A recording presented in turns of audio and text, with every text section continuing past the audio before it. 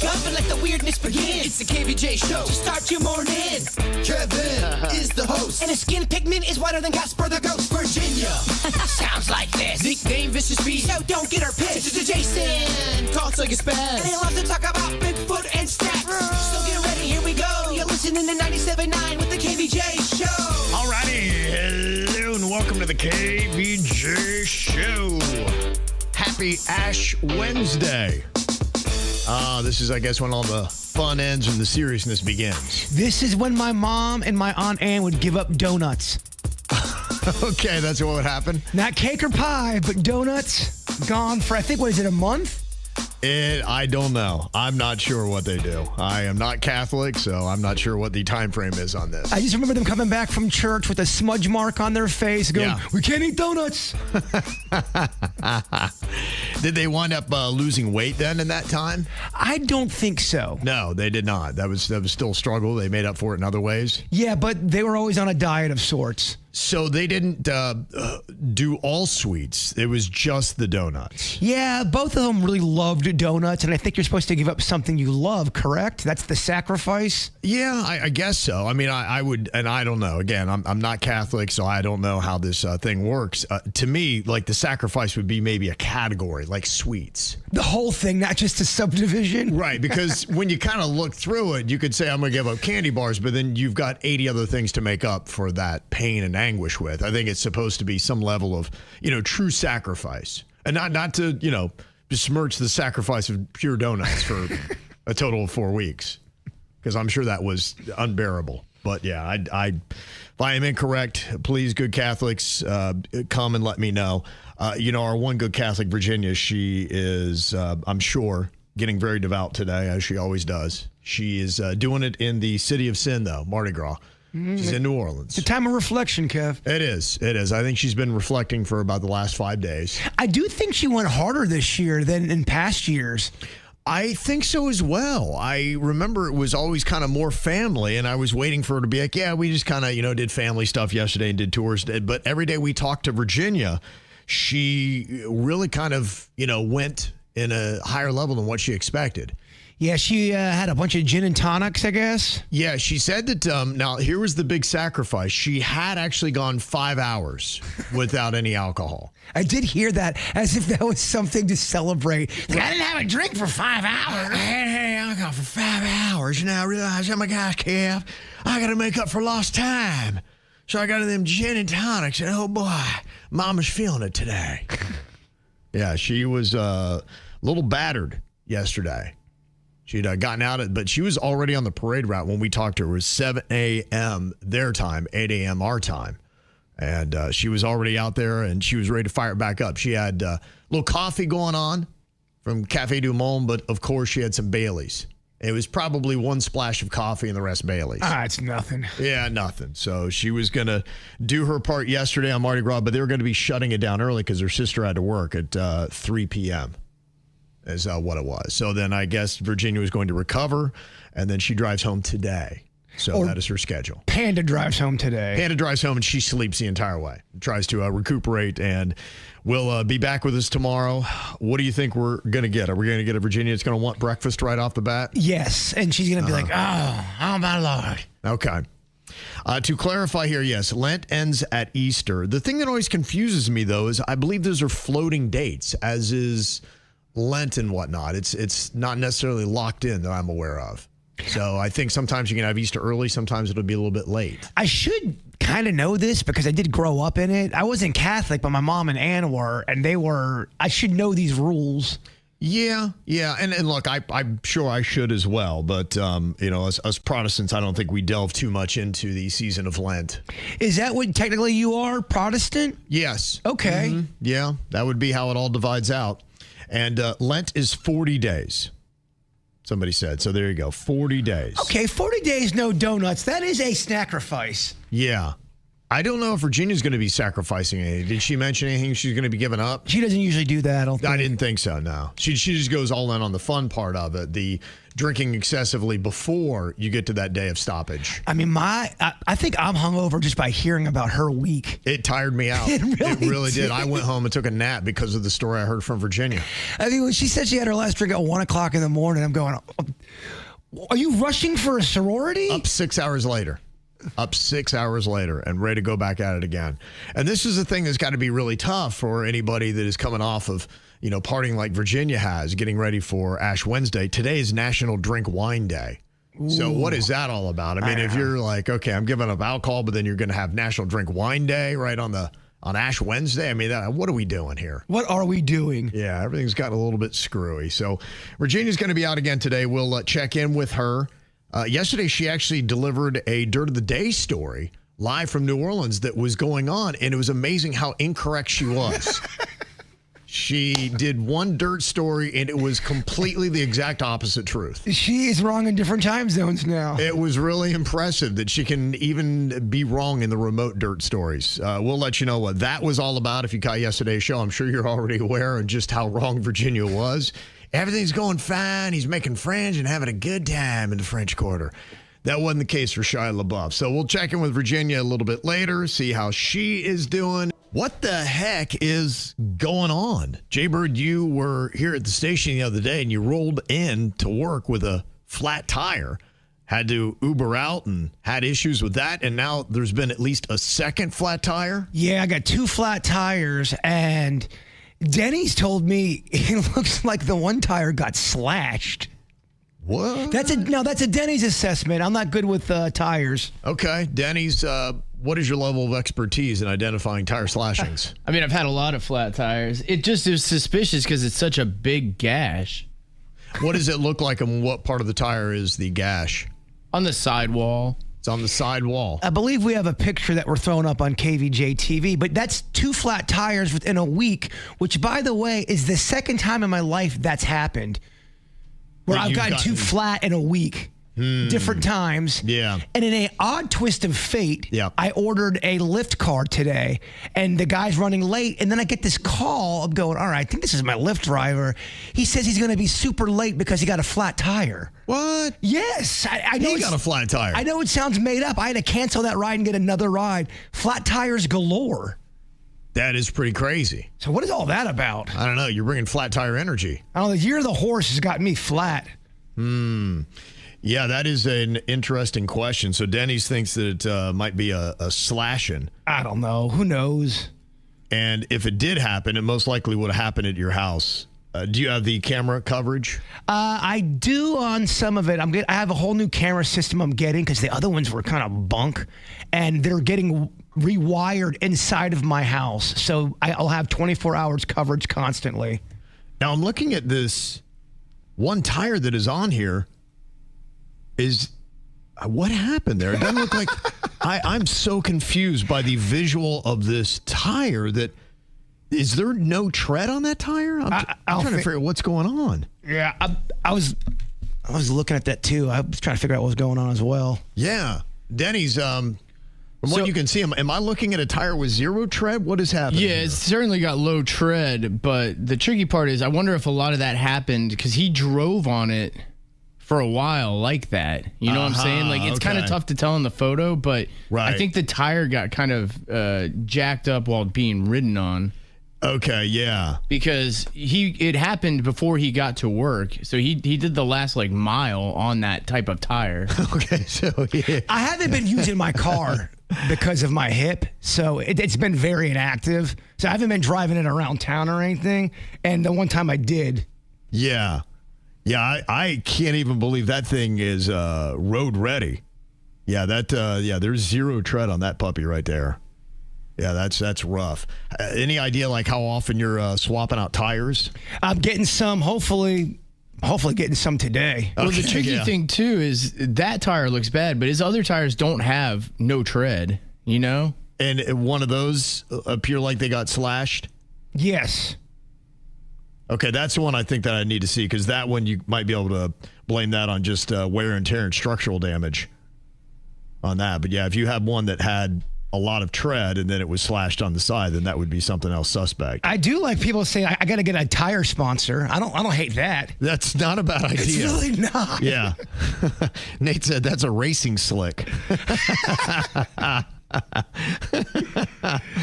Wow. Yeah, that is, I don't know if I've ever seen a tire that devoid of tread. That's pretty impressive, unless you're right. It's on an F1.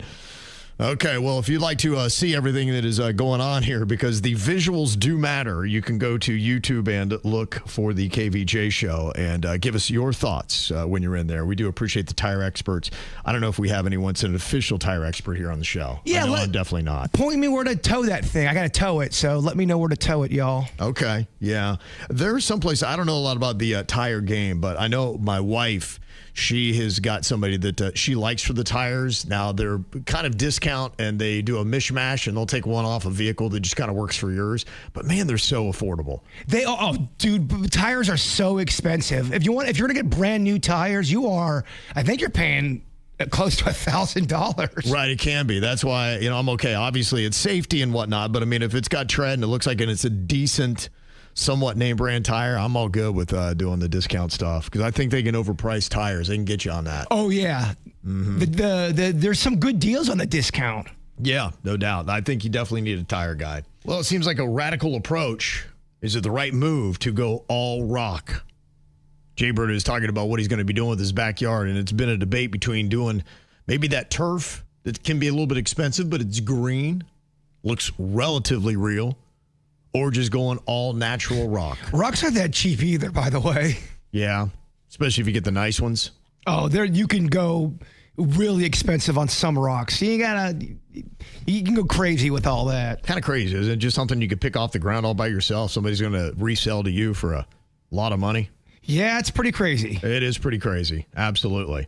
Okay, so what are you going to be looking at? How much territory are you talking of covering? A good portion of it, but I wanted to turn it into what they call a conversation pit. Okay, and what exactly constitutes a conversation pit? I don't know. Denny's was showing me something about them. They were big back in the 60s and 1970s. Okay. And a lot of times you'd see them inside a house, and they kind of have a structural thing you have to do. It's a hole within the floor, but it looks really cool. There's a couch in there. It's very furnished. Is it inside the house? It can be inside or out, depending on what you want to do. We're going to go outside because I'm not going to be doing that inside my house. Yeah. Now, you would actually dig it out? Yes. Okay. And then try to structure that.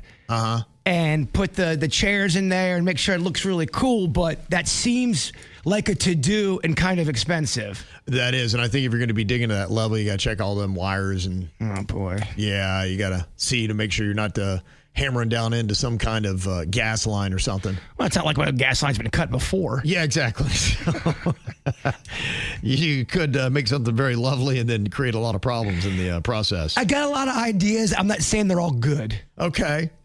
Well, we have a basic fire pit out back, and it is lovely. You sit there. We got the lawn chairs. You can kind of sit around, fire up a fire, and if it's too hot, you don't have to do a fire. You can just kind of sit there and talk and let mosquitoes bite you. It's lovely. Now, that might be easier. Would you do that, or are you all about going low? Well, Denny's just had the conversation pit on the screen on our KVJ TV. I like it low, baby. That thing looks so tight. Okay. All right. Clark said, conversation pit, a.k.a. puff, puff, pass. So you got to space it out just right so everyone's within arm's length. You don't want to burn your conversation pit. Okay. It's probably a good idea. Now, I know you've got a lot of plans that are going on at your house. One of those is getting it all ready. We found out that you are going to be getting your hip replacement procedure coming up on March 2nd. You got to get everything ready at the house, but apparently you got a lot of crud that you got to declutter. Yeah, decluttering has been kind of tough and hard, and there's stuff I want, but I think there's stuff I'm going to have to part with. You have to kind of have that conversation, and I don't know the best way to declutter, and I know that's kind of a talent and a strategy people have. Yeah, organization, I think, is what you're looking for. Now, what are you thinking about doing with it? Do you have a room? Do you have a place to put it? Do you need to get yourself like a storage unit? I got a storage unit. Okay. That's good. That was the first step. Now, anything I don't want or need, I can put in there. But just getting everything organized. I was watching some lady on YouTube, and she had some pointers, but there's a whole thing and strategy behind it. You can hire an organizer. I don't really want to hire an organizer, but I was hoping someone had some little hints for me, just to kind of get me on the right track and stay on that right track. Okay. All right. Anybody organizational expert, you can let Jbird know. He's got to get his place cleaned up. I can get that tire fixed first. Yeah, you got still a growing list, hip replacement on there. You got a lot of things on that list. It's so funny. My Jeep on the left side, it's like my body on the left side. Just not very strong. Worn down. Ready to give out at any second. So does it matter or not when you go to bed and when your partner goes to bed? I've talked to a couple people that have just odd sleep schedules from what their partners is. And they said couples that actually have smaller bedtime gaps report greater marital happiness. Now, my bedtime gap is probably about 3 hours from my wife.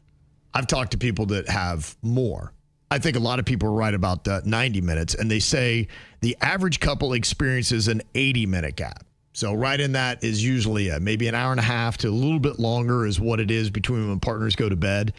They say they only share bedtime 3 nights weekly. I do twice with my wife, Friday, Saturday night. Okay. That's it. You got to get ready for war. That's it. Absolutely. And then Sunday night is back to the old routine. Try to go to bed at 6 p.m. or 7 p.m. And just other than me and 4-year-olds, nobody else has that bedtime. You're right. That's really about it. They say very happy couples go to bed together 4 times a week versus only once weekly for the less satisfied pairs. 58% they say feel closer when coordinating bedtimes, while 59% believe it increases intimacy. And that is the one thing that we touched on yesterday was the power of touch between couples and how necessary it actually is. I like going to sleep and snuggling and doing all that. But then when you want to fall asleep, I got to kind of bounce out and be in my own little spot. I think a lot of people are like that. And I think you can accomplish both. You know, when I had first heard the concept of having a separate bedroom from your partner, I was like, oh, no. That's got to be off the charts. That's got to be destructive to a relationship because you're not getting that intimacy. You're just not getting that nightly connection. But I think you can make up for it in other ways. Oh, you definitely can. I mean, you just make it up by spending a little bit more time, when you're not sleeping together. Yeah, or sleeping in the same bed. Because the problem is if you have a partner that snores, moves too much, maybe they are a snuggler and you're not. Anything that is affecting your ability to sleep and you're waking up tired, it just builds resentment. It's never been a personal thing. That's what I've tried to explain before to people. And I'm lucky that my girlfriend understands that. I just go, I thrash in my sleep. I have night terrors. I don't want that for you. And then if you know you've got something like that, it's hard to relax and go under when you know you might be in the middle of your sleep. Do you and your girlfriend always sleep in the same bed? No. Okay. So nope. Is that typical that you do not? I've always told people, I go, please don't take it personal. I got some weird sleep issues, and I'll gladly snuggle and go to sleep, and we can cuddle and do all that stuff. And if I see you fall asleep, I'm going to bounce out probably and go in my own little corner, and it's nothing personal. Right, and everything's cool with that. Yeah. Not a problem. But in the past with other relationships, it has been a problem. So when you guys do a weekend trip like what you did this last weekend, what happens with the sleep arrangement then? Same pretty much thing. We stayed in bed, and then when she went under, I went over to the couch and kind of laid over there. The other thing, too, is I'm moving around a lot because of my hip. Yeah. And that's not fun for the person in the bed. Right. Being in bed with somebody that's restless. And again, if you're continually waking them up and they're not getting the REM sleep, then they wake up pissed. Exactly. Yeah, I can see what you're saying there. They say that couples who are both night owls or early birds show higher happiness rates, as high as almost 80%, compared to people who have radically different sleep times. It's about a 20% difference in happiness. If your bedtime is closer to your partner's, you have a much better chance of being a happy couple. Okay. Just saying. So if you can do it on times, do it. But otherwise, I find with any of these little surveys that they have in the stats, just like when it comes to sleeping apart, you can find other ways to make up for it. It's when you have that break in your relationship where you never go to bed at the same time, you sleep in different rooms, and then you're not doing anything extra to compensate for that I think you have bigger problems. Otherwise, if you make that compensation, it's not an issue. Got to put this big warning out because I was not really aware of this and hadn't really thought too much about it. You know, with the frozen iguanas situation that we had when the temperatures dipped down a couple of weeks ago, we were talking about them things falling from the trees, and some of them woke up. Some of them actually did not. That cold stunning can take them things out for good. And this is kind of a warning if you happen to find any dead iguanas. And I know when we were out doing our street cleanup in Lake Worth Beach, there was a dead iguana that was just cold stunned, and that thing never woke up. Well, Bridget Garrison in Loxahatchee, she discovered something bad about iguanas. She has 2 blue tick coonhounds, Tally and Karma, and she noticed that they were sniffing around on something, which dogs will do. And when she went over to investigate, she saw a dead iguana that had died from the cold weather, but its arms and legs were missing. And then 2 days later, both of her dog's hind end and back legs were paralyzed.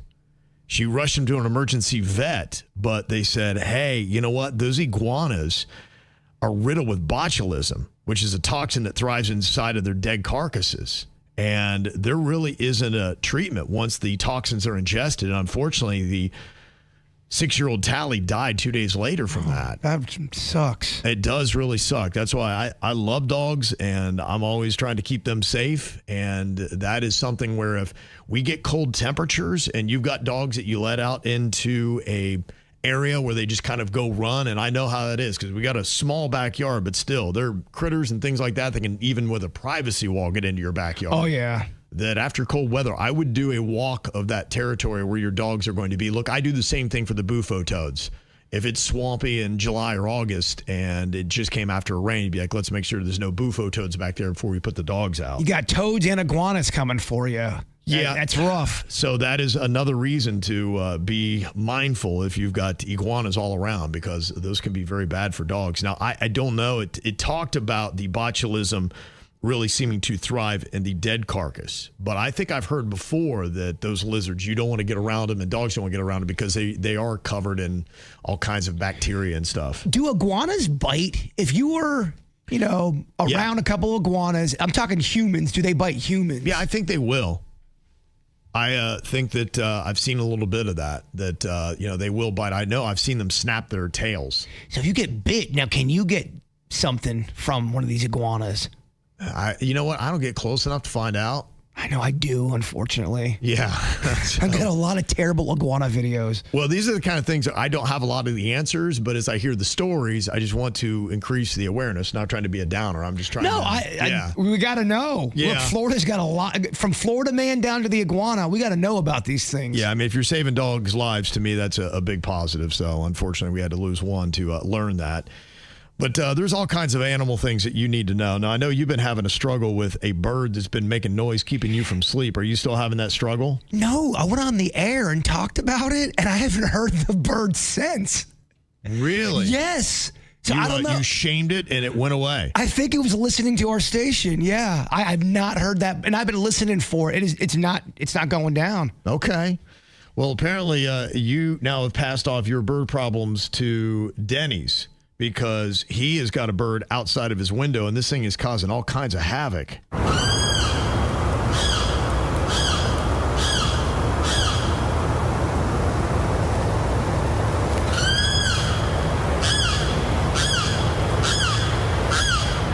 Wow. That would drive me crazy.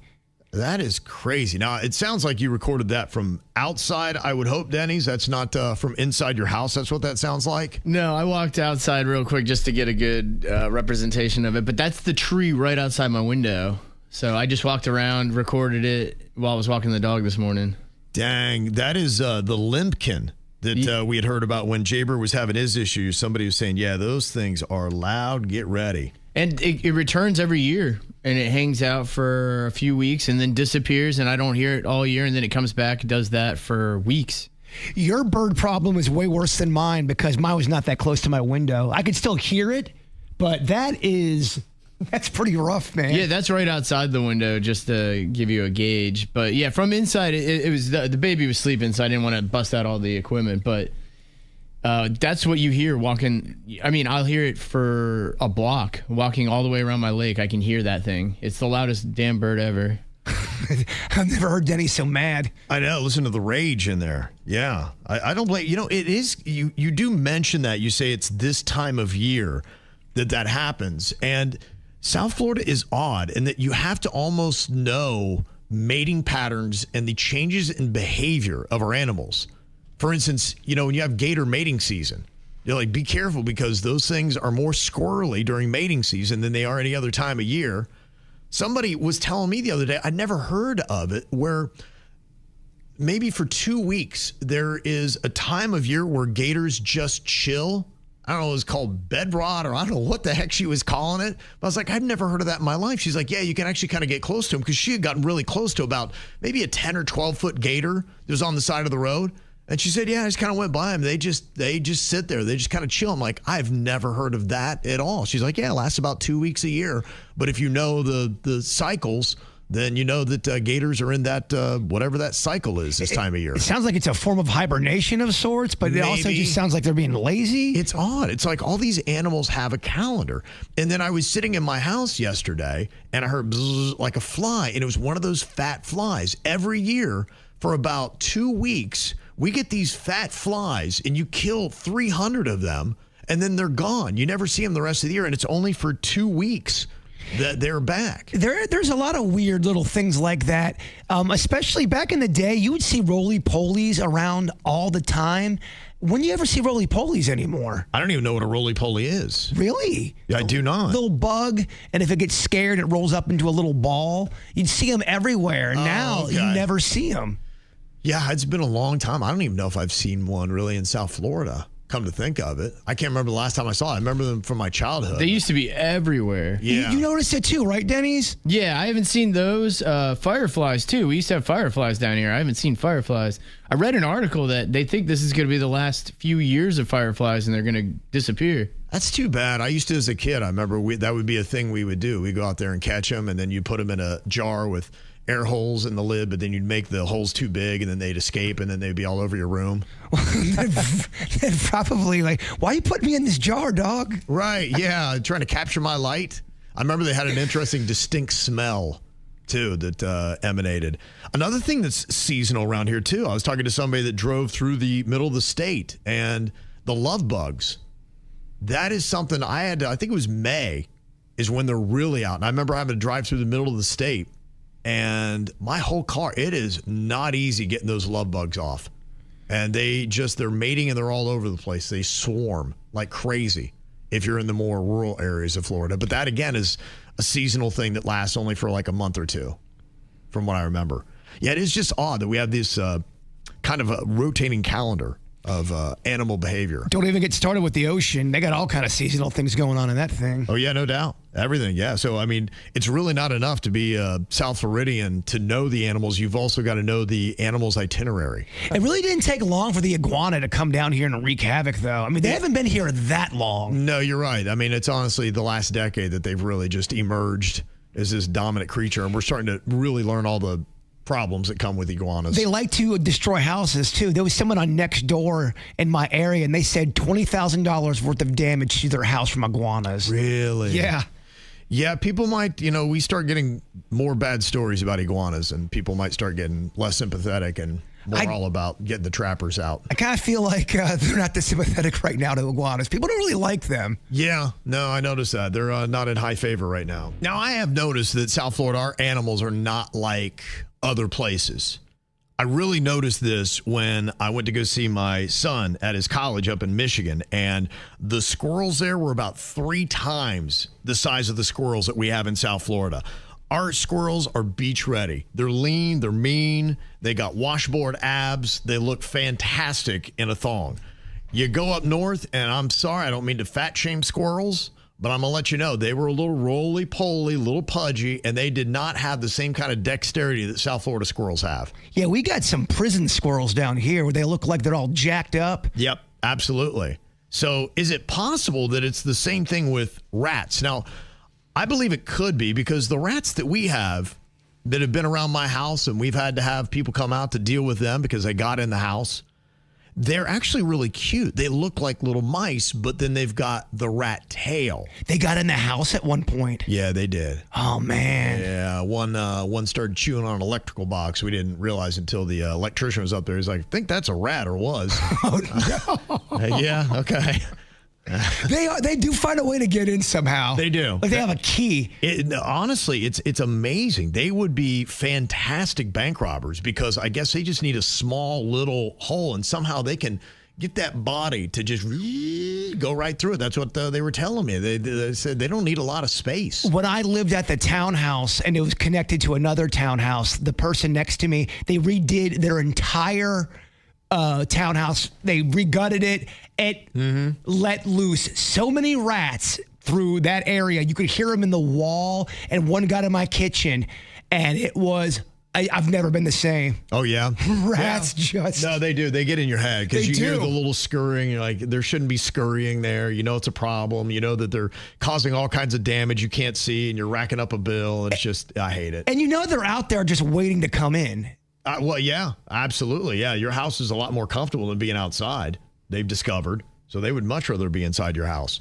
But how many different rat species do we have? And is it possible that it's true what one person was telling you when we were in Port St. Lucie on Saturday, that they've got bigger rats than the ones in Palm Beach County and further south? They said they are gigantic up in the Pizzle. Meredith said, yeah, we got some big-ass rats up here. Just go to the Fort Pierce Jetty at night.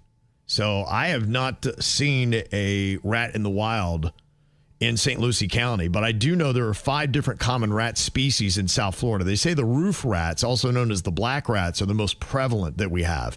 Agile climbers, often found in attics and trees, probably the ones that I had. They grow to about 6 to 8 inches long, excluding their tails.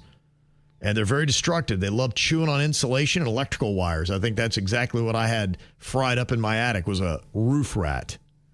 And that's a fire hazard. We also have Norway rats that are larger and bulkier than the roof rat. They're found in burrows, basements, and around dumpsters, and they can get up to about 10 inches, and they're known to burrow. The house mice, not a rat, but they're also common here. Cotton rats, wild rodents often found in rural areas, and then the deer mice that are due to the hantavirus. Them roof rats, I tell you what, I'm wondering the things I hear on the roof sometimes. Yeah, is that a roof rat? That's probably what it is. So if they're claiming anything, I guess they would be claiming that they would have more Norway rats, the bigger rat, than the roof rat. So I guess it is a possibility. Oh, man. Looking at that. There's definitely some rats in the neighborhood where I'm at. They've been spotted. They seem to have areas. They are everywhere. And if you are not actively knocking them back or have cats running all around, then, yeah, you're going to see them a lot more frequently. I'm lucky we got so many dang cats in the neighborhood. I'll tell you the one thing I think is so overrated, and I don't love it. Those black boxes they have that's supposed to take care of the rat. Yeah. Mm-hmm. Do they even work? Yeah, they do. What it is it's a little housing unit for the poison that they have, and the rats will go in there and they'll have that. And then, they'll hopefully die in there, but then sometimes they go out, which is what happened in my yard. We had a guy that came out and he did that, and the rat made it out, and it was like, hey, I'm not feeling well. And then I'm sitting there and, I'm at my dining room table, and I'm watching this rat. He's kind of like wild. He's like, I don't feel good. And it was just this traumatic thing as I'm watching this dramatic. 2 hours later, the rat's still out there like, I just need some water. And it makes it over to the water bowl, and oh my gosh, it was just terrible. So, I had one of those moments too with one of them sticky things. That's horrific. Yeah, I don't like those. I don't like them either. No, that's too much. A major, pest control place use them to get the rats out of the townhouse area. And to the same point, the one rat got only half of its body stuck in there, and it wasn't dead. Yeah, I'd rather they just move. It'd be nice if somebody could just take them and be like, hey, somebody want a rat? I got so many of them. I'm not looking. I'd love for you to have me. I don't want to see them be offed. Yeah, and I definitely don't want to see them suffer. Right. But yeah, I think the black boxes do work, but it takes having somebody frequently come out and check them and change them out. And if they're not doing that, then they lose their effectiveness. And the black boxes I have in my backyard were checked about 8 years ago. So that's what I wondered. They're not doing anything at all. Let's say you do have a rat in that box. Does that mean the other rats go, all right, well, that one's full. Everyone keep going. Yeah, I don't know. You would think if you go in there and you see your buddy Harvey's like laid out dead, you'd be like, yeah, I think I might get out of here. Well, there's only so much room in that box. Yes. There's more than one rat. Right, there is. So, yeah, so it is definitely an issue, and that is the one thing here in South Florida because, yeah, these animals are like, hey, man, this is our home, and we're trying to knock them back as we do all these developments, so you're going to have more and more issues with them. It's the KVJ Dirt of the Day. It's the KVJ Dirt of the Day. Virginia, take it away, because you know we need that Dirt of the Day. This Dirt of the Day is brought to you by my favorite closet people, closetsbydesign.com. Well, Virginia is on her way back from New Orleans and Mardi Gras. She'll be back in the studio with us tomorrow. So final day of handling the dirt. Got a little bit of an update in the disappearance of Wendy Guthrie, Savannah Guthrie's mom. The FBI has tested the DNA from a glove found about 2 miles away, but it did not match any of the roughly 22 million profiles that they have in the CODIS database. They say the glove DNA also did not match samples collected from Guthrie's property, which I guess helps to eliminate any of the other family members. Now, authorities are expected to submit the profile to a commercial genealogy database in hopes of tracing relatives of the unknown man and building out a lead that way.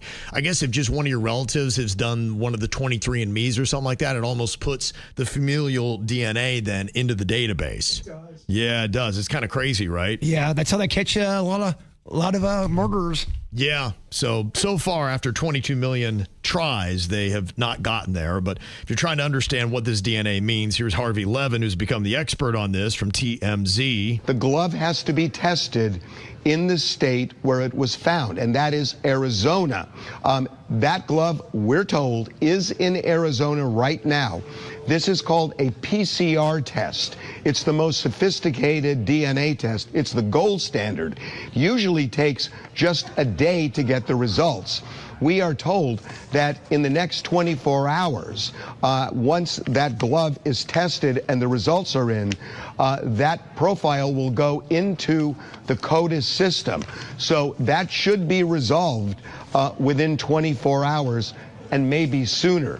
Now, we are also told, and I think this is really interesting, that the glove that was tested is not the glove that the New York Post found. It is a different glove. Okay. So gloves galore. Gloves galore. That's just kind of deepening the mystery then as to which one they're testing and whose it could be. There's a chance, too, it's not even involved in the case.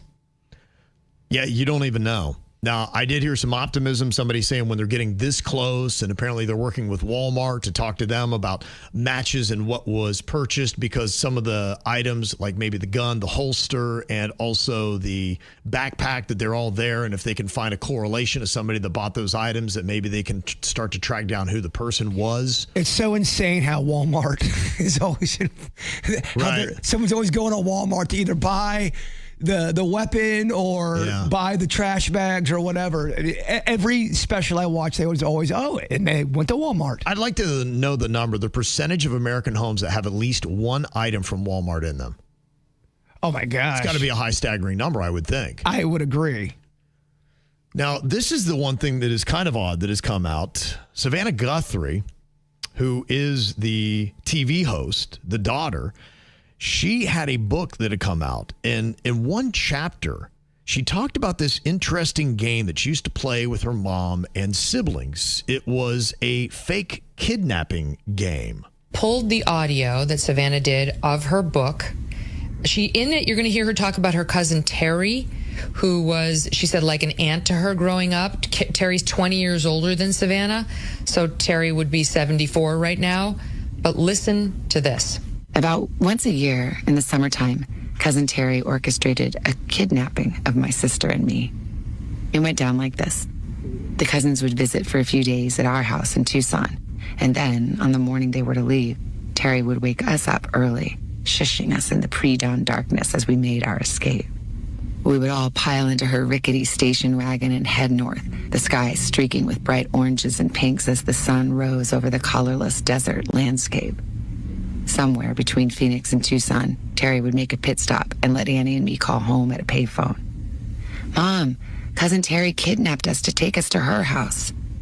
My mother would feign shock, protest how terribly she would miss us, then assure us she'd drive up to retrieve us in a few days. Did you ever play a game like this with your family? Not like that. Where you pretend kidnap? That is weird. Well, the thing that is weird to me, I'm not a psychologist, but the one thing that I could see is if you've got a family and this was a routine, this was a pattern, this wasn't a one-off, a family that is almost romanticizing kidnapping, and then you have a high-profile kidnapping happen in that family, it's an odd connection.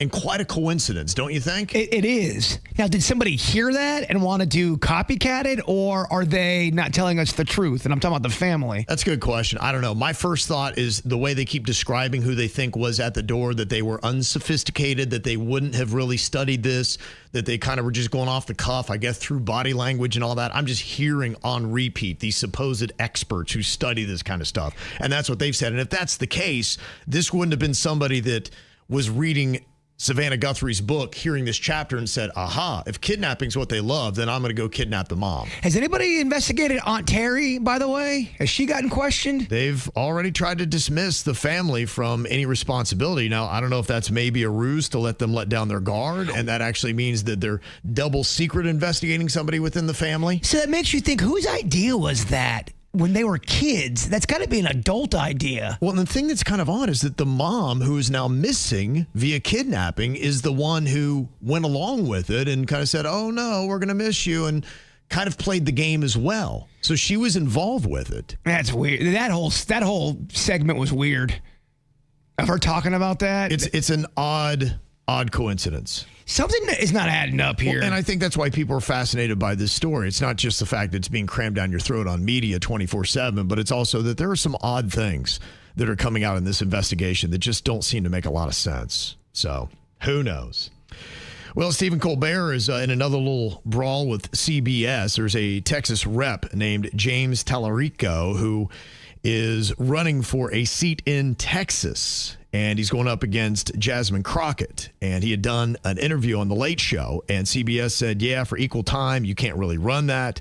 But Stephen Colbert explained that the equal time rule requires broadcasters to offer equivalent airtime to all candidates during elections, though talk show interviews have traditionally received exemptions. But it seems like CBS is playing it really close to the cuff, because didn't Trump go and sue 60 Minutes and got some money there, and he throws out, like, I think he's going for $10 billion in one of his suits after somebody. And I imagine CBS just is like, we don't know what's going on. The FCC chair, Brendan Carr, is alluding that maybe he would come after us or allow it to happen. So we just don't want to take any chances. You say $10 billion? I think that's, one of the lawsuits that he has. He's going for a $10 billion mark. I think that might be the one that he has against the IRS. So, so they realize that, hey, Trump is going to sue a lot, and he's going to ask for wild claims. And if the courts go his way, that could be a sum that we really can't afford to pay.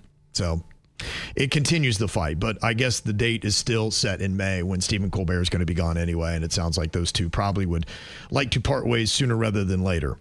You remember Ronda Rousey? She's the former UFC champ. She's now 39. She not only pissed off, was she UFC, you said? Yeah. Mm-hmm. And the wrestling community, WWE. Yeah, because I think she started, had the UFC, had success there, went to WWE because, that helps you out as you get a little bit older. And she trashed WWE, was not fun to work with. At least these are the reports coming in. Well, she's going to be going back to the mixed martial arts. She's going to come out of retirement to fight that Gina Carano. She was the one that is the Mandalorian, and she got fired by Disney? Yes. Okay. So the way she described it, too, she had said that she had seen Gina in a video and she didn't look healthy. She put on an excessive amount of weight and thought that she needed some help. And by offering her a fight, then that maybe would give her something and motivation to lose weight and get back in shape. seems to be the explanation that she had. Ronda Rousey was pretty rough on the microphone in wrestling when she tried to be. Yeah, that's a big part of it, right? It was really cringy, man. Yeah. So Gina Carano, she is 43 years old. She went 7-1-0 in UFC. Ronda Rousey, her record was 12-2-0 in her career. And then she had those multiple losses. She lost to Holly Holm and then Amanda Nunes, who trains here in South Florida. Yeah, she got beat pretty bad in those. Mm-hmm. So we'll see as they do that rematch. If you used to watch General Hospital back in the day, you might have noticed that Vivica A. Fox and Shamar Moore used to be on the show, where they're going to be returning for a multi-episode arc. It's kind of interesting that somebody would make that big of a name and then go back to daytime soaps. Is Luke still on there, or is he finally? Yeah, no, Luke is dead. Luke is dead. They do not have the ghost of Luke on there or zombie Luke. Okay. Yeah, the guy who played Luke has passed away like in the last year. Yeah. But they do still have a lot of the other characters, like Jason. He's on there. Sonny is still on there. Saw them the other day. Didn't you used to watch that a lot? My wife did, and so it was on, and I wound up probably becoming a bigger fan than she was. That's what happened to me. You get sucked in, man. It was on in the background, and all I'm doing is making fun of it, and then 2 weeks later, I'm going, so what's going on with the GH? Yeah, you do care for some reason. Miley Cyrus is coming back to Disney for the Hannah Montana 20th anniversary special, going to be debuting on March 24th. They're going to film it before a live audience, and it's going to have Miley Cyrus alongside podcast host Alex Cooper. The series premiered in March of 2006, ran for 4 seasons, and here it is to get you all excited.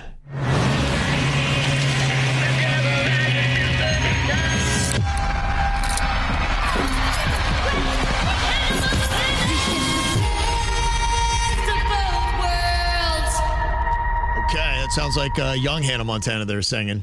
So we'll see what happens when Miley steps back in. And the trailer is out for The Mandalorian and Grogu. This is from the Star Wars franchise. It's got Pedro Pascal. Sigourney Weaver's in this as well. So is Jeremy Allen White. Really good cast. And you also got Martin Scorsese that is in the trailer. In fact, he is going to be playing the voice of an alien shopkeeper you can hear here.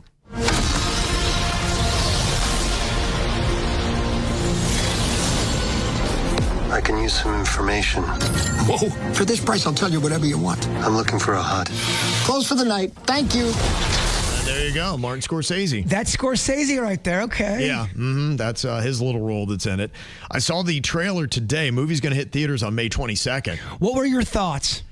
I thought that it looked good. I've seen the first season of The Mandalorian. It looked like it was there. I don't know what the plot is. It didn't make me say, I can't wait for this, but it did make me say that, you know what, I think I'm going to entertain this and see how they do with it. That's my exact feelings. I'm like, I'm not so excited, but I'm definitely going to watch it. Yeah. I'm a big fan of the puppets instead of a lot of the graphics. So much of that, I get it. It's neat and sleek looking. It looks so fake to me, when back in the day, the puppets looked really kind of real. Yeah, the action doesn't impress me anymore because a lot of it looks the same in every single movie you get. But I look for the storyline, the connection with the characters, and they put a little bit of heart into this trailer. That's really what gave me the ultimate in optimism. Because they got, just slam dunked on for the trailer they released in the Super Bowl. They're calling that the worst position ever anyone's ever put a commercial in, and the way they did it. Really? Yeah, it got. I'm not sure if I remember that. They had that during this Super Bowl? Yes, it was them. It was the Grogu and the Mandalorian dude, and they were to promote the same movie. Yeah, but it was a Budweiser commercial. Really, okay. Instead of the horses running, it was tauntauns, and people did not like it. Really? Yes. Okay. Well, hopefully this will be better well received. And that is your dirt of the day. What I find to be most odd about this is just how signs you're getting older seems to be signs that you're younger, as they talk about Gen Z adopting more and more granny hobbies.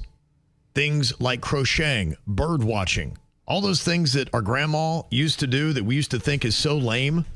Gen Z is a very interesting and odd generation, doing different stuff, almost like Gen X. Our generation was the rebellious party crazy people, and the kids saw how we were living and said, I want to do the exact opposite of my parents. I guess that's their rebellion, is to not be rebellious, which is kind of odd. In fact, I was looking at how 46% of women 21 and over prefer staying home versus 33% who choose going out. So a majority of younger women are like, no, I don't want to go out to the club. I want to stay home. It gets squirrely out there, man. It really does. Yeah, they said they'd rather have quality conversation and share some food and drinks and have some cheese and crackers rather than go out raging. Well, if you're going out and you have to interact with other people, especially people you don't know very well or know at all, things can get weird. That's true. Yeah, it absolutely can. So for the people that are truly getting a little bit older, what are some of those signs that you are? Well, they asked and they came out with a list of different things, and some of the more popular answers included sitting down to put on socks. Are you in that era? Yes. Of now you sit for socks? Oh, yeah. If you want quiet drinks over nights out, 39%. That's why I was saying that's what's odd is that women 21 years old pretty much answered at the same level as older people who legitimately do want to stay home now because of their age. Why do you think that is? I think it's because I don't think they have the same socializing skills. And I think that they have the ability to make connections at home because of social media and FaceTime and other different methods where you didn't have that before. You used to have to actually get out and see someone face to face, and now you don't. Well, all that's really changed communication overall. I mean, when's the last time you really had a long conversation with somebody on the phone? Yeah. It doesn't happen like it used to. And changed. The weirdest thing was we thought that was going to help us be more connected. And over distances, I think it's true. But when you're close, it's the exact opposite because you're opting for the easier path for connection, which is over a phone or something digital rather than seeing each other face to face. I'm guilty of it. I know. Absolutely. I think a lot of people are. Other things like caring less about fashion trends are one of the top answers as well as a sign that you're getting older. Experiencing those persistent aches and pains or groaning when you're bending down. Do you make noises when you move now? I mean, Kevin, you hear me all the time. There was one time I felt so bad because I just kept that, I've really tried to watch that because I know it's probably not fun to listen to. And if you notice yourself saying any of these things, you might be getting older. If you think that new music just isn't as good as it used to be. Everyone has always said that when they get older. Like the music today is crap compared to when I was younger. If you've caught yourself using the phrase like back in my day or remember when you're getting older, noticing something you wore in your youth is now back in fashion. Cannot believe that kids are wearing mullets and they're being serious about it. That's actually happening. Reading menus at arm's length. When you see someone with paper and they're doing that adjustment thing with the arm in and out, trying to figure out at what length they need to read it. And then you get up like, oh! Yeah. So you're making noises. You're looking like you can't read anything. Moaning about politics, you're getting older, or listening to spoken word instead of your dance music. I will argue that I do think politics has entered the younger generation more than it has in the past. I think so, too. Yeah, I think that there are just issues that get people more emotionally drawn in. When I was younger and about that age, politics weren't as supercharged. It was something that kind of lived on the periphery. And now I think a lot of the fighting has kind of brought it into the forefront and you see it more often. Yeah. You probably hear it. So people do seem to be leaning into it more. They say that respondents felt like the age of 50 was when they stopped feeling young, but 38% say they believe feeling old starts at the age of 80. And a lot of people said, you know what, I feel pretty good. And I think there are just a lot of things out there that are helping us feel younger at an older age. They even have a whole study and research out. There's a age a human gets to where they're at just the hardest time in their life, where with physically and mentally kind of collide together. Okay, and they've done research with all these countries, and it's at 47 years of age, 0.2. When someone's at just... They're you're going through a midlife crisis for a lot of people. Okay. You are questioning everything. You're old enough to still be young, but you're young enough to still be young. You're old enough to kind of see the other side a little bit as well. Right. So it's an odd place to be as a human. One thing I think people that age often say too is they look at their career and they're not necessarily happy with where they've been, but they realize they're at an age where it would be so hard to start over and compete against 23-year-olds trying to do the same thing. And that will lead to more depression and anxiety. I can see that. We were just talking about how a lot more people are doing it. Is it creating more connection or less? When you're talking about being able to go on and do Zoom chats, or if you're just doing FaceTime on phones, we said, it's going to connect us more. And I think from longer distances it does. But up close, doesn't make any kind of sense. And in fact, it's probably doing the other thing because we're opting for a virtual connection rather than seeing each other face to face. And I really think that seeing somebody face to face creates a much better connection than if you are doing something virtually. Oh, I do too. But if it's your only option, it's better than just texting. You're right. And so when I hear the concept of virtual dating, I immediately say, well, it can happen. I don't think it's ideal, but is it enough of a connection that it's still going to work? And that ultimately is the question, is more and more people are doing virtual dating. Now, if you're doing it from distance, I think it makes long distance dating so much better. But if you're dating close enough that you can see each other, does it make it better? In fact, does it maybe draw resentment because when they're like going, let's just FaceTime instead, because you're like, why don't they want to see me? It's kind of odd. If you're near each other and that's all you're doing. Yes. Now, typically, the virtual dating consists of video calls, voice chats, you message through dating apps or social media. Maybe you'll even watch a movie together or play a game while on a call. Or have dinner together while on a call. Okay. You both eat dinner and you're talking, but you're just looking at a screen the whole time. I know someone who's doing this. They are pretty much in a relationship with a girl that they've never even met each other in person. They've just been a virtual couple for the first couple of months. About how far away? He's in Arizona. She's in Ohio. Wow. Yeah. How did they wind up meeting in the first place? Through a friend. Okay. They kind of said, I think you guys would be cool together, but the only problem is you guys live completely across the country from one another. But they started talking and had a connection, but they've yet to meet yet. How long have they been doing this relationship? I'd say roughly about 2 months. 2 months. Okay. So brand new. It's new. At what point do you think resentment would start to build where you say, okay, we're 6 months, we're a year and a half in, and we've never seen each other face to face? I think the resentment would come in if you hadn't met. If you both haven't met yet and you're both across the country, you have a viable excuse of why you haven't met yet. But yeah, I would say within 6 months, you gotta make sure you're in person and see each other and see if this is what you want. I think the distance matters. It's almost like a ratio. If you're inside of 2,000 miles, you get 3 months. If it's under 4,000, you get 6 months. If you're on the other side of the globe, then you get a year. I mean, that would be a long distance relationship right there. And that's why they've done the virtual thing. Yeah. And that's why I knew about the dinner. They will have dinner together while they're looking at a screen, FaceTiming. I just wonder how long you could sustain a relationship like that. I mean, I guess it'd be different for everybody, but I would think that would be challenging to me. Probably after the 6 month mark, definitely a year. And I think they tried their best to be intimate through technology, if you catch what I'm saying. Oh, yeah. Yeah, that people have been doing that for a while when you can just make calls. So, yeah, how well can you build a true emotional connection just through virtual means? But, yeah, more and more people are doing it. Now, they say some of the red flags that can come up and what people get hit with early on, they'll notice that one party won't turn their camera on at odd times and for odd reasons. That's sus. It is very suspect because even if you see them sometimes, so you know they're a real person, you've interacted with them, you're saying, okay, do you have a wife that is there and that's the reason why you can't have this camera on right now? They also will fake their background to appear that they're in a more luxurious locale. Well, that's such a chancy move anyway, because sometimes it doesn't work. Your background won't work, and you can tell it's a fake background. I don't know how long I could be in a virtual relationship with somebody that would never reveal their true background. Well, I think at that point, you're out. Yeah, I think you'd have to say, like, are you sitting in your mom's basement? Like, what is going on here?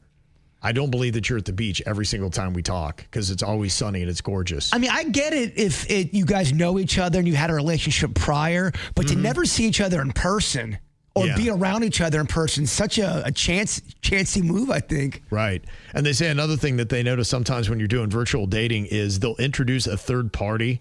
Like, for instance, you're talking to somebody and all of a sudden their mom is sitting there in your conversation. Like, it's so great to meet you.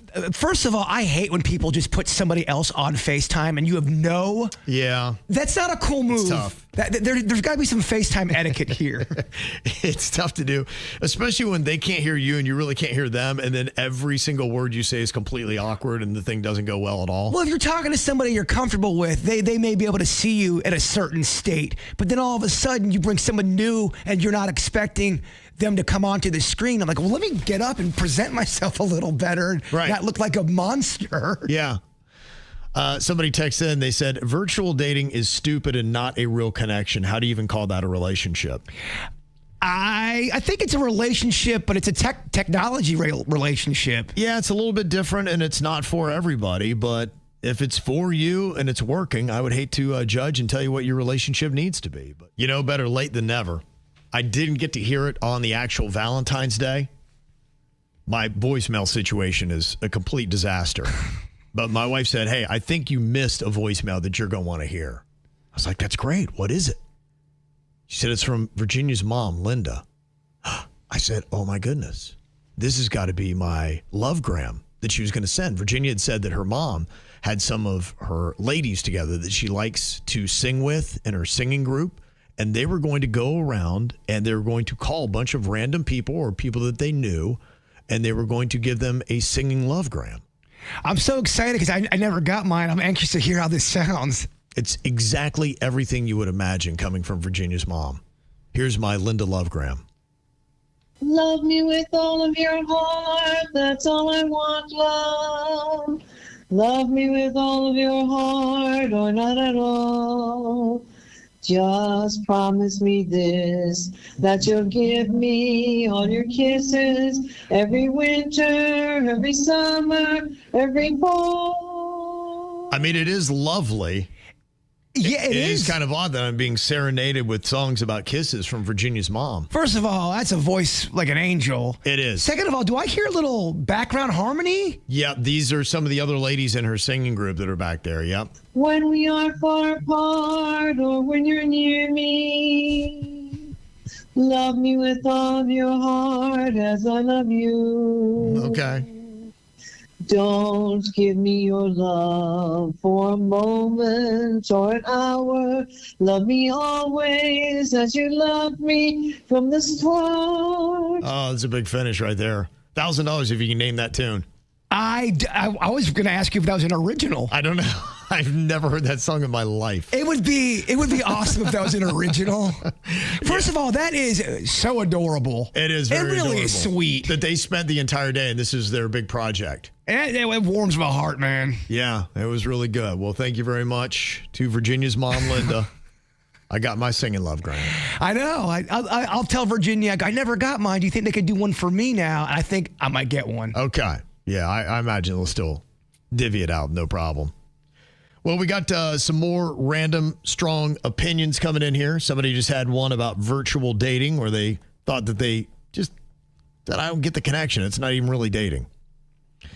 So what about this random strong opinion? They said, go ahead and take your social media break. You don't have to announce it. Nobody cares, and nobody's going to notice when you make your inevitable return 2 days later. It really is something else. I'm taking a break. Do people still do that? Yes, they do. They really do. And you go, how do you not know it's the wrong move? Especially when you do come back in 2 days. And I don't think anyone cares. This person said, if you're going to slide into my DMs, obviously looking for some sneaky naughty time, at least have the wits to change your profile pic to something that doesn't also include your wife and young kid in it. Yeah, sleazy. That is sleazy and careless, big dummy. Now, this is an interesting thought. I don't know if you do this in your chip game. I've heard the whole thing when it comes to eating a burger, you flip it and you eat it upside down. They're saying when you open a bag of chips, you always flip it the last minute from where it's been sitting because that way you get the most flavorsome chips right away. I will try that out. I'd never heard of that chip hack. That's true because I guess they're saying all the yummy crumbs and everything and the powder starts to reside down on the bottom and it just marinates those chips. So if you flip it real quick before you open it, you'll get those chips first. I've heard the same thing about pizza too. if you don't cut it and you get it without the cuts from the place, it's supposed to taste a little bit better, crisper, fresher. I don't know how accurate that is, but I know some people order a pizza with no slices whatsoever. Makes some sense because as the cut lines happen, that might cool and make it a little bit tougher and not as good and as hot. But to me, though, now you got to cut it. Just give me the pizza. It does create another problem. If you have a good little pizza cutter and you're good at it, then yeah, I can see that. If not, then you're right. It does. I don't think it'd make a massive difference. Now, this is an interesting thought. Somebody's random strong opinion. They say it's not happy belated birthday. It should be belated happy birthday because the birthday isn't late. You are. I think I do say that. Happy belated birthday. I'm like, you're right. It should be belated happy birthday. Yeah.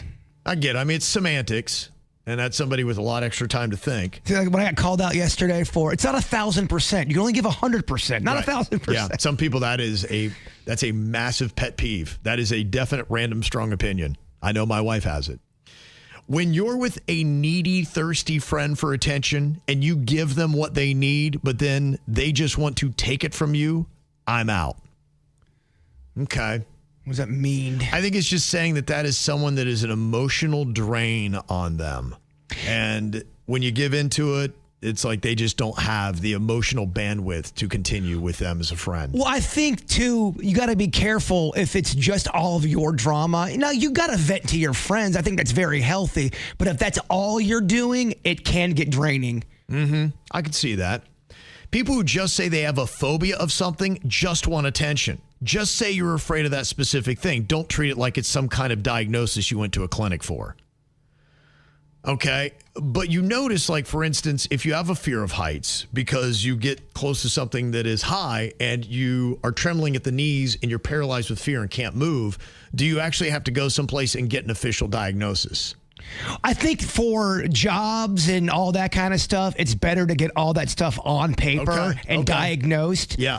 Because, I think it is important. One thing I've noticed is I think a lot of people self-diagnose OCD or ADHD. I think you are right about that. You got to go see a doctor. Yes. And the other thing, too, is if you don't have those kind of issues, you're not going to really understand them, which I do get. Mm-hmm. But some, like to your point, I am that kind of person that my legs will get paralyzed and I'll start to not be able to move. Now, for someone who walks up on heights and doesn't have that, they're like, suck it up, buddy. Mm-hmm.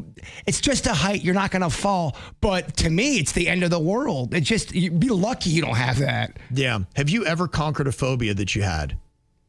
I used to be afraid of needles, and I've kind of conquered that. And I'm wondering if I really attacked the fear of heights that I have, my inability to function at heights, because my knees lock up too, man. I can't go up that water slide that they have at Rapids without my knees locking up, and I'm crawling up to the top. The one thing that I think I did beat or got way better, I used to have really bad OCD. I'm talking the kind where if something was off on a line, I'd have to take it, remove it from the line. If something was hanging off the counter and it was just hovering over, I'd have to move it past a line. I'd do things in 3. Turn up my volume on on the radio. 1, 2, 3. Always up, never down. Right. It was exhausting to live that way. Yeah. And I couldn't do it anymore. So I really tried to beat that. And you feel like you did, or at least you minimized it? It's manageable now, because when that starts to creep back in, I go, dude, what you're doing right now does not control anything. It's just your own little weird voice saying, go up. You capture those thoughts. You capture them, and then you kind of squash them right there and say, dude, you almost have to give yourself a pep talk. Yeah, right. But you have to notice it, too. Okay. It's the KVJ Dirt of the Day. It's the KVJ Dirt of the Day. Virginia, take it away, because you know we need that Dirt of the Day. This Dirt of the Day is brought to you by my favorite closet people, closetsbydesign.com. Well, Virginia's going to be heading back from New Orleans today. She will get the dirt back tomorrow, but she kind of joined us to give an impromptu dirt story yesterday when we were talking to her about going to Mardi Gras in New Orleans. She was already on the parade route, and we just told her that we had heard that Shia LaBeouf was running wild throughout the French Quarter, doing all kinds of stuff, that he was on tables, he was drunk, he was shirtless, and all kinds of chaos was happening. But Virginia broke in because that's all she knows is entertainment news. And she assured us that Shia was being very calm and playful and making friends. There are reports that Shia LaBeouf has fallen off the wagon and is tearing up the French Quarter shirtless. That is true. He was just drinking and partying all by himself. They said he was on tables and dancing and hugging, and he definitely was not sober. He goes out by himself and just makes friends, and he just hangs out until people notice him, and then they party with him, and it sounds like he was having a good time and behaving himself. I don't think he was doing anything that rowdy. Okay. I was probably worse than him. Well, he wound up arrested after getting his ass beat several times. I think he did the complete opposite Virginia was talking about. He's just out making friends, having a good time. Well, if your friends punch you multiple times in the face, then yes, he made several friends. There's reports of him sitting at bars and just staring at people, drinking, getting hammered, and just staring at them from while he's sitting down at a table. That was accurate. He was the agitator, it looked like, from every angle I saw. And there are many angles of Shia LaBeouf, not only sitting at the bar, just staring at people. That's kind of what got it going. I saw another angle where he went up and headbutted somebody right in the face. It seemed like he was trying to stir up anybody that would come up, and somebody kind of took a little bit of the bait because it's Shia LaBeouf. And when he got too close, Shia LaBeouf launched at him and headbutted him. But Virginia said he was having a great time making friends. Making friends. Just sound like he was just the life of the party there for Mardi Gras. He was the dude who was just, everybody wanted to beat his ass. When she said he's just out here drinking by himself, bar hopping, I'm going, I don't know, that's going to end up good. Yeah. Now, I don't know what is going on with his life. We are finding out a little bit more, like he has quietly split from his wife, actress Mia Goth, about a year ago. He was on, I forget what podcast it was. He's bawling, talking about, his issues and drinking and all this kind of stuff. So this has been documented for a while. Yeah, he had a court-ordered rehab following a 2017 Georgia arrest for public intoxication and disorderly conduct. I remember one time when I was in Manhattan, and he was in town that weekend. I remember seeing on the news the next day he'd been arrested for drunk and disorderly there as well. So he has got a long-running tradition of this. That's why I couldn't believe Virginia was so convinced that he was just out making friends. I'm like, I don't know. If Shia LaBeouf is off the wagon and doing this, I'm sure it's not going to end quietly. And it did not. If you look at everything that happened, he was involved in an incident shortly after midnight, they say, outside of a bar, requiring medical attention from paramedics on the scene. And the video shows him getting smacked many times in the face. He was not winning this fight at all in the Big Easy. Charge is crazy. They charge is crazy on that, bro. Happened. It ain't working. Stay down. Stay down.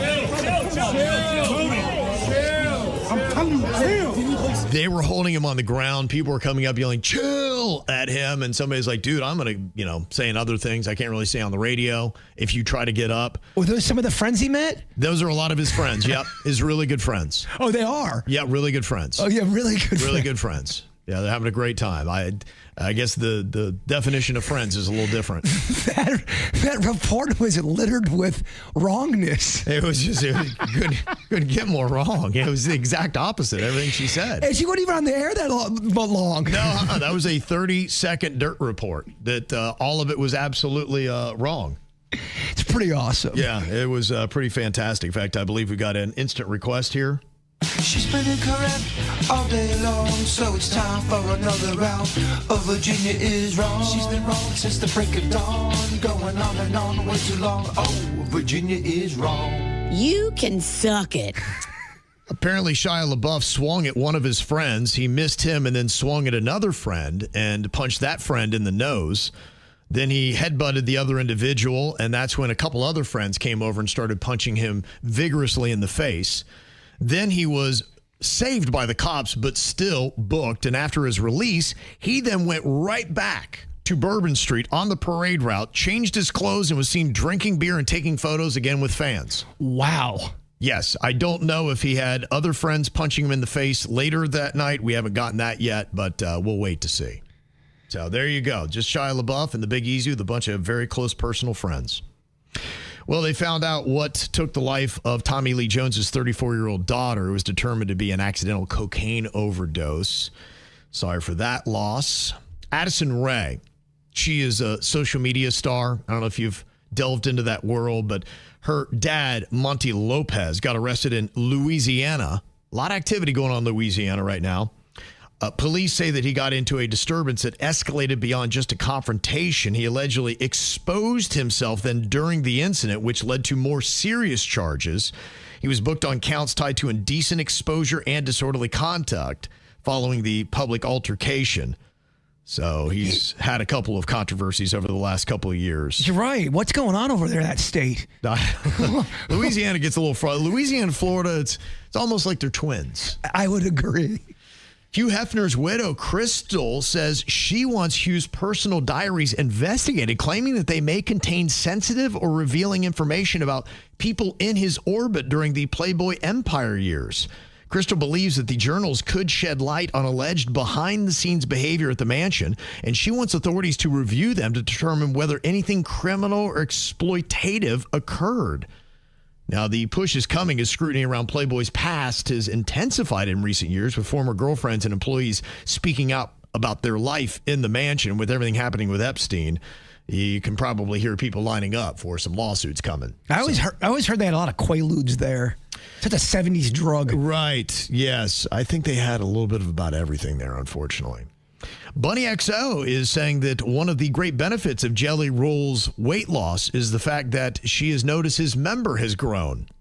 Apparently, that's what happens. As you lose weight, the blood flow can go to other places. And imagine, too, the stamina's better. Yeah, I would imagine so as well. So congratulations. And apparently, she's revealed, too, that they're expecting twins via surrogate. They had gone through an emotional IVF journey that was unsuccessful.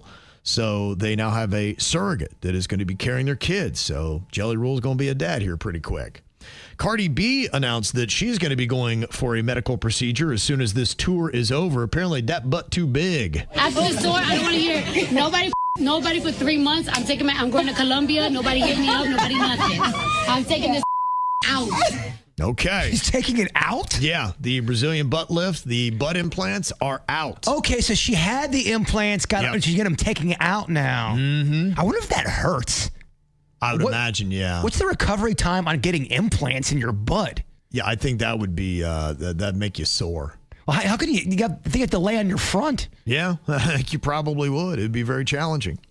And Bad Bunny's DTMF has jumped from number 10 to number 1 on the Hot 100. Of course, playing the Super Bowl probably helped that out as well. And that is your Dirt of the Day. It's time for viral audio. Hey, yeah, beautiful hair. They can't hear me because they're listening to Kids Bop. We got weights and fit. There we go.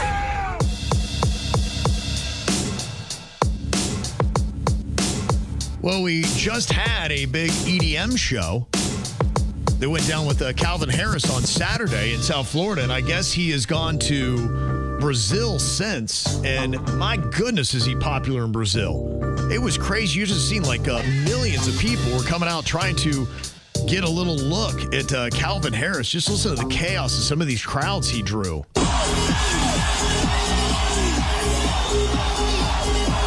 It was pretty insane, man. How much do you want to be there right now? I'm looking at the video right now. The crowd is massive. Massive. There's no way you're not getting bumped into. Oh, my gosh. Or elbowed or punched. Pickpocketed. Yeah, that's so close. Injected with odd substances. And then, I don't know, dog. That might not be my cup of soda. I know typically you're not a huge EDM fan, but Charlie, one of our KVJ Nationers, always love hearing from him. He is a dude that has been sober now for over a decade. He's doing great. He's poured himself into music, and he made us a little KVJ EDM song. Oh, cool. So I'm like, yeah, let's hear what this is all about. WRMF. Okay. South Florida, worldwide. All right. 20 years and still alive. This is the KVJ Show. Oh, yeah. All right. Okay. I like it. That's good. I do like That's great. it. Yeah, we might have to do something with that. Thank you very much, Charlie. Yeah, this is an interesting situation that I'm not surprised that this marriage is coming to an end. This is a massive disconnect when you notice that your partner is going onto social media to basically shame your behaviors and talk about your inadequacies in your marriage. That's not going to last. Now, You're talking about social media being this driving force for why your friend is getting a divorce because his soon-to-be ex-wife is oversharing everything on social media. Well, if they get into an argument, she'll start secretly recording the argument and put it on social media, and every kind of private thing that they go through is all on social media, and he doesn't know about it. And he just said, dude, I'm so over this. I don't even know how to trust her because I don't know when she's recording, when she's not. Yeah. He's like, I'm out. Well, you say that she is using it almost like we use a KVJ Court to see who is on their side of the argument. And I do understand that in relationships, and that's why we offer that service to people. You have to be in a good, healthy place, because there are times where my wife and I'll be like, I'll bet you $1,000 that I am right. I'm so confident on this. And I do like to have somebody to kind of referee to let us know, but you both mutually have to be into it, and you have to both care, and it has to have an air of playfulness. Yes, and it's not nothing like that. And it's not something where they're physically abusive or talking down to each other, but just regular, relationship squabbles. She'll record it, and then she'll go on and ask, who's on my side?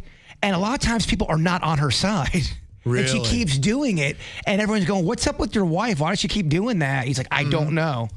Yeah, that would be tough to explain. Is that divorce worthy? Yes. Yeah, I agree. It is, because it's a dysfunction and disagreement in how you do conflict resolution, and being able to resolve your conflicts in a marriage is necessary. And if you're dysfunctional in that category, you can't be in a good marriage, because you're going to have conflicts in your marriage, and it's how you address them and how you move on from them. And if you cannot do that, a marriage is not going to survive. Well, another thing, he had hemorrhoids, and they were having a conversation, but she secretly recorded it and then put that up on social media. And to me, that's just to embarrass somebody. She is living for the approval of people she doesn't know on social media over living for the approval of her spouse. And if you get that out of whack and out of order, your marriage is not going to survive. You have to be living for the approval of your spouse way over what anyone on social media is going to say. And I get it. Social media is popular and so many people have it. Not everyone is into social media. Not everyone wants everything out there. Right. Oh, I just had eggs. Post.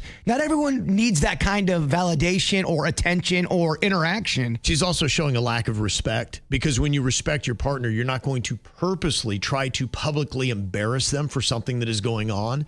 And if she posted that video about his hemorrhoids without him knowing, that's exactly that. It's just humiliation. And that's why, you would definitely divorce somebody like that and say, look, you are living for winning their approval, clearly not mine. And we cannot have a marriage. I'd be out if that was going on. Yeah.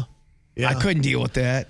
So I tell people, just send us an email. Get to a good place where you're saying, all right, let's just see what people say. Maybe you'll learn something from the comments that we have or the comments that we get from somebody. And then if you can be like, all right, okay, I see your point a little bit on that. Or, wow, a lot of people agree with you. Then maybe you can make concessions and you can come up with some kind of fun resolution in your marriage. But if it's a serious thing and you handle it the way she did, it's not going to work. Does that ever happen with you and the Queen, where something will go on and one of you will go, we're not talking about this at all. This needs to stay private within the family? Or is that never really expressed? We have things. I would say for the most part, we have a strong understanding of where those boundaries are. And that's just something that's come with time. There were times earlier in our relationship where I would share something on the radio and she would get a little bit upset and saying that's out of bounds. And it was hard for me to understand, because some things that she was completely cool with me talking about, like, that should be out of bounds. Yeah, but it wasn't. And people even get on me and be like, I can't believe you would say that about your wife. I'm like, she's okay with that. But oddly enough, there are other things that she's oddly sensitive about. I'm like, why is that a big deal to you? But it is. Yeah. And you know what? I respect her and I care about her approval more than I care about the approval of our audience and anyone on social media. And having those priorities is very necessary in your relationship. So, look, if you ever have something like that going on and you can have a fun disagreement about it, send us those emails, mail@kvjshow.com. Sometimes it could be against a partner. Sometimes it could be against your family. And somebody here is kind of going against their family because they said 6 months ago, their brother got convicted of murdering somebody during a robbery. Family's been shattered by it. And the rest of the family is still seeing him as the brother, as the person they love. But this sibling cannot get past what they did. And whenever I see his face, it says, all I think about is the victim's family, who's not getting any kind of visits. And so I have put my foot down and say, no, I'm not going to go to prison to see my brother because that is a sentence to me. Part of that is that you're isolated away from family because their loved one is isolated away from family. But my parents are saying that my refusal to visit is cruel and that I'm abandoning family, and family is most important. And these are the times that family sticks together. But I just feel sick with guilt, and I feel sicker being associated with him, and I don't want to be any part of it. So is refusing to visit my murdering brother heartless, or is it the only honest boundary I have left? Look, when it comes to murder, I think all bets are off the table, and you have to forgive when you're ready to forgive, if you are ever able to forgive. You can't force that on people because it's not going to come off genuine, and then you probably will make that relationship even worse. Yeah. If I had a person or one of my kids was like this and we were going through this situation, I say, look, that's your own feelings, and you can deal with that and you can express those any way you want. You cannot force somebody to feel a certain way. And I hate the family guilt. Luckily, I didn't come from that. I do understand there are some families that are all about family guilt. A lot of guilt, Kevin. And they're all about the family over everything else. And you've got to abide by that. If not, then you're going to be in some kind of troubles. So that's just my thought on that. You stand your ground. Okay, love to hear those little dark secrets that you are holding on to here today. Entertain us by texting them in anonymously, 877-979-WRMF. One that we just got said, I called DCF on my sister, and 20 years later, she still has no idea who it was. Dang. Why'd you call her if there was a good reason? Yeah. I don't really fault you for that, but yeah, you got to wonder 20 years later, how would the sister feel? Would she still be upset? What was the end result? That one leaves so much mystery. Yeah, and if you tried to talk to your family member about whatever was going on, they still didn't listen, and you cared about the kid. I could see that. I could see being in that situation where you don't want to be a rat, you don't want to turn on family, but for the betterment of somebody who is an innocent person in a situation, you got to do those kind of things. But yeah, to keep that a secret for 2 decades, it's pretty impressive. Now, this person's confession is they've got an interesting thing that may be more for normal or no, but they say when eating a sandwich, I will turn it over to get a different flavor sensation. I decide which side I'm starting on during assembly, and I've developed favorite sides for different sandwiches. Like, for instance, when I have a ham and cheese, I like going with the cheese facing down. Ooh, okay. They have a little bit of a system. Well, you think about your taste buds being on your tongue, and whatever side you put down might be the first that you interact with. And let's say your favorite topping is on the top and it hits the roof of your mouth. This strategy is actually a lot better. And if you apply this to your food game, you could get a lot more pleasure out of enjoying the favorite parts of that sandwich. Even if I got 3% more pleasure out of my sandwich, it's worth it. It's an interesting thought.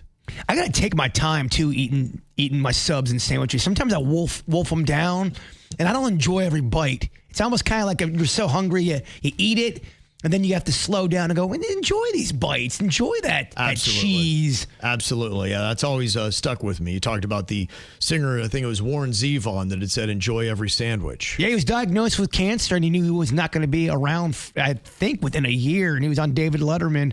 And he asked him, if you have any kind of life advice, what would you give to somebody? He's like, enjoy every sandwich. Yeah. Which I love that quote. No, that is great. And there's so many lessons that you can take out of that in life. It applies to basically every part of your life. Anything that's enjoyable, absorb it, soak it in. Don't let it go too fast. This confession says, all of my coworkers think I love them, and I can't stand any of them at all. Well, it's good that at least they have that thought. I'm wondering what percentage of your coworkers do a majority of people like? Yeah, how many people hate you? How many people like you? If you're able to not get involved in the mud and they don't know you got issues and you're able to do your job, I think you're kind of winning. Yeah. You know, I would say, I bet that most people would say 80% of their coworkers. They hate? That they love. That they're not even love, but they like and they've got no problem with. It may be like, I don't really have, I like you, you're great, we get along fine, we may not hang out in life, I agree with those numbers. You got to ask yourself, too, is it stressing you out so bad? If you hate everybody at your job, are you bringing that home with you? It's tough. I mean, at least they're giving the illusions that they do like everybody, so I'm sure that's keeping the peace. I'm thinking of every job I ever had, and I think your numbers are accurate. 80% to 85% I usually like, and there's always either 3 or 4. I would say for a lot of people, you'd say 80% of them you like, 20% can be a challenge for whatever reason. Good point. Okay, so here's how the numbers break down. It's so far breaking the way I thought it would. 52% of people are saying about 80% of my coworkers I like. 35% are saying half. And then the fringes are the ones that are getting the small numbers. Only 5% love all of their coworkers. Only 5% like none of them. So that's where your numbers are and your feelings for your coworkers. Now, this person says, I always try to sign any kind of leaving, retirement, birthday card, whatever at work. I like to do it last. Because when I see the management signatures from all the bosses, I put winky faces and kisses on there. Just to wonder what their puzzled expression is going to be when they read it and be like, oh, that's kind of odd. I remember putting a heart underneath my name. Right. This person said, I am a truck delivery driver, and I will tell you that we can see what you are doing in your car. There are many gross people who are naked at the waist or touching themselves inappropriately. And I'll let you know, too, a lot of times we are taking photos and we are sharing them with each other at the end of the day. I wonder those numbers, if you are a person that's always in a truck, but with some height to it, how many times have you seen nakedness or inappropriate behavior in the car? Is it that prevalent? Yes. And I'm wondering, is there anybody out there, if you do drive a truck, do you have a rolling photo album of things that you've seen people doing in their vehicles? I mean, if you're naked in a car and you're touching yourself and someone can take a picture of you, don't be shocked. Yeah. This person says, I'm 34 and I still don't know my right from my left. And I routinely make an L shape with both hands to work out which side is left. I remember an adult told me that. I thought they were messing with me. I get it. Yeah, you put your left hand up and it's making an L and you're like left. Okay. Yeah, they really said I really have a tough time remembering my right and my left. That's odd. Yeah, maybe there's something going on with the brain. You know, sometimes just things don't click. Like I look at numbers and my mind goes, maybe it's that way with right and left. Sometimes I forget what kidney I donated. Do you? Okay. Yeah, because they asked me, I go, I think it was my left. I have to text Bigfoot. You have to look at the scar or you have to ask him? I went through the belly button, so my scar is kind of right down the middle. Hard to tell. Yeah, okay. Exactly. Wow.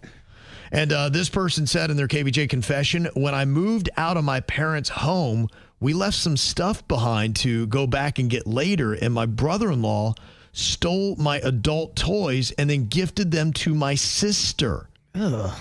And then later on, my sister told me about what he bought her, and still to this day, I haven't told her that he took them from me and my husband.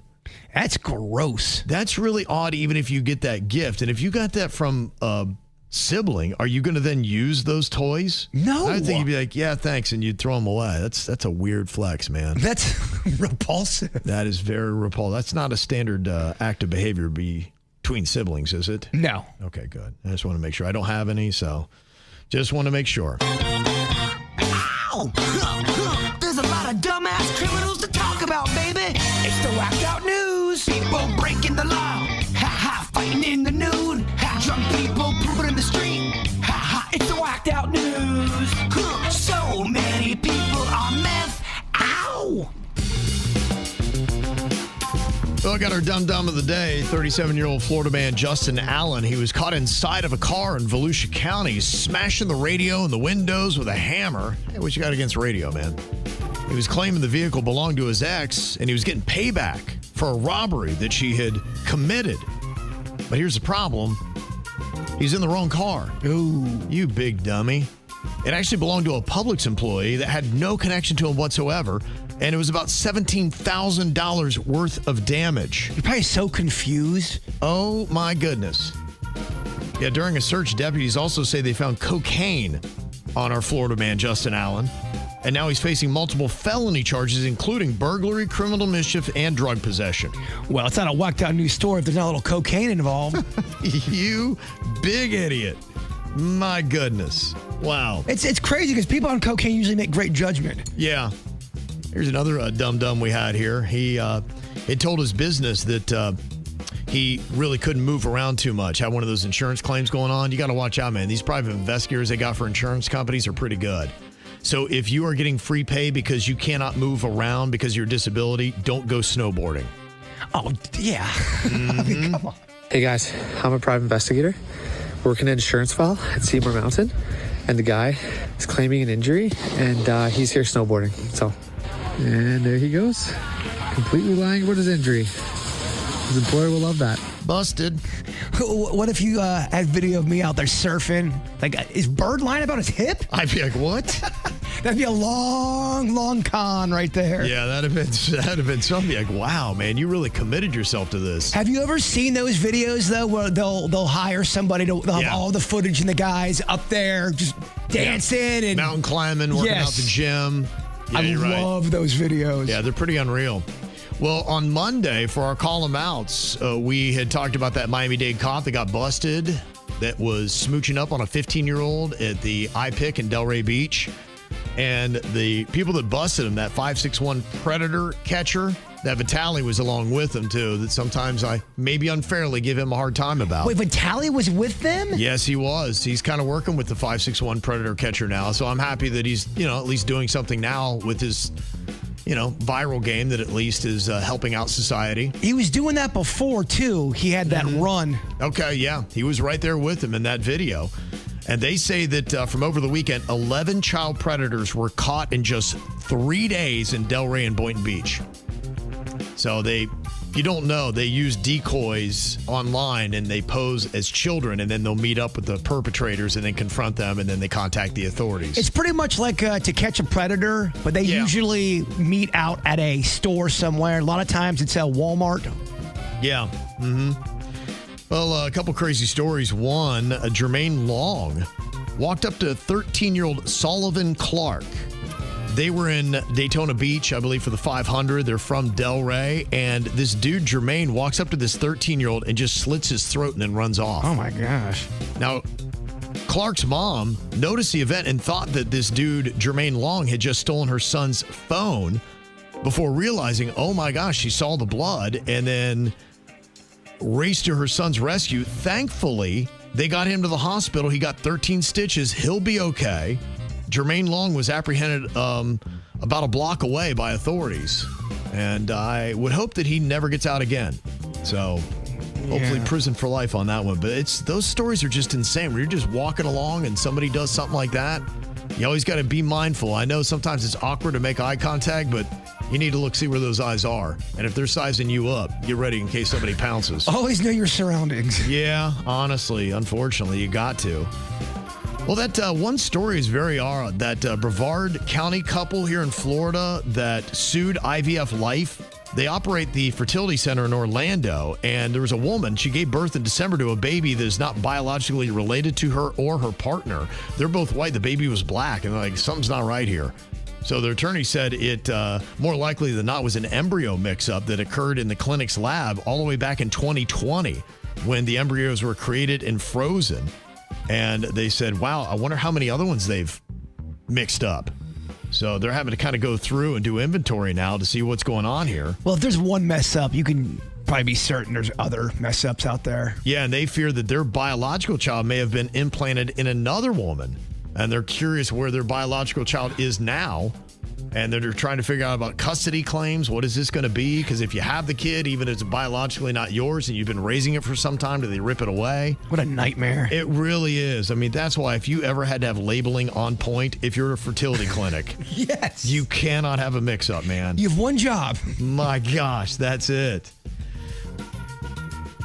Well, there's a bus driver for the University of Miami student shuttle that ran into a tree in Coral Gables. The video is pretty insane because he looks hammered. He is hammered. Yeah, and here's a little bit of the news report from NBC6. Coral Gables police responded to a traffic accident on US 1. That's where they found the University of Miami bus had crashed into a tree. Police say they saw Timothy Kowaleski in the driver's seat of the bus, and when they asked Kowaleski if he had anything to drink, he replied yes, and claimed that he had no memory of the crash. In the arrest report, officers noted Kowaleski was heavily slurring his words. A student on the bus sent this video to us. Hear for yourself. Why would you drive if you know you have students? No, I'm fine. But no, sir, we understand that you're not fine. You crashed twice on this one car ride. Even if you're sober, why would you? If you know you're not like in the right mental space, why would you drive? Yeah, great question. You crash a bus and you can't remember it, right? You are hammered, blacked out. You're blacked out. Well, Colorado lawmakers have introduced a bill to eliminate criminal penalties for consensual commercial sex between adults, covering both buyers and sellers. Now, supporters argue that current laws encourage violence against sex workers and push activity into unsafe conditions. The bill maintains criminal penalties for coercion, intimidation, and trafficking while allowing law enforcement to focus resources on serious crimes involving force or fraud. Now, Nevada only allows licensed brothels in rural counties, while Maine decriminalized selling, but still criminalizes buying. So they'd be the first in the country to do this. If you actually legalize prostitution, what will happen? You got to have a good, clean team. I'm sorry. If you have a brothel, you got to make sure that thing is just... That is a custodial job I would not want to have. Well, I mean, every 30 minutes, we're going to make sure this place is clean. Oh, my goodness. Yeah, I think it probably would be at about 30-minute intervals, actually. Yes. There is a man in Brantford, Connecticut that is a UPS delivery driver that is going viral today because he has 2 aggressive wild turkeys that keep chasing him around from door to door, and he gives them the slip and then makes it to his truck, but then they come back around again. And he has a funny line at the end of this. This is somebody from their balcony recording this altercation. You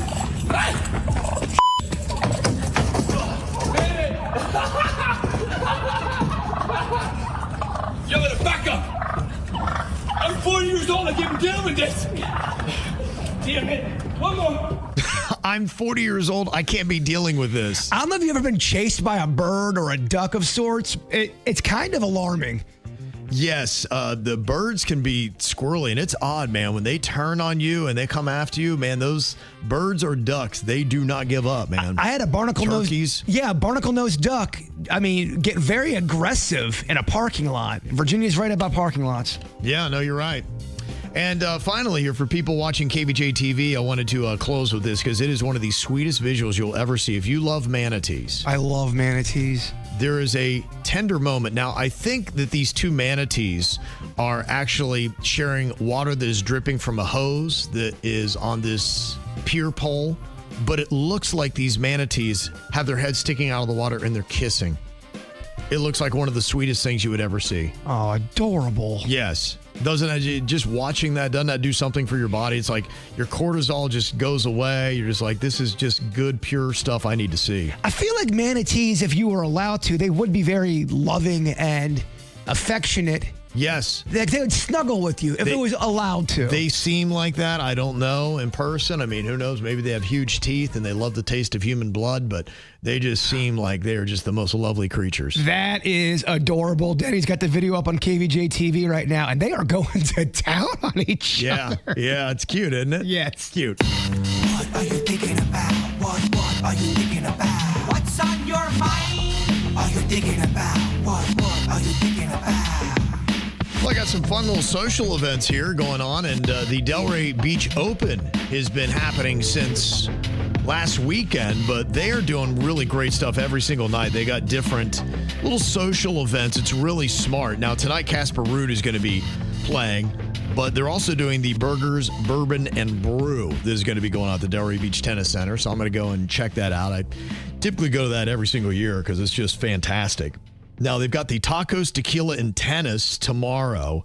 And then on Friday, they got Game, Set, Out. They're doing all kinds of stuff. And then over the weekend, they do a little serve and savor, kind of a little brunch for you. So as you're out there checking out tennis, make sure you're checking out, too, the little cool lifestyle eating and drinking events that go on. They do a really good thing there at the Delray Beach Tennis Center for the Delray Beach Open.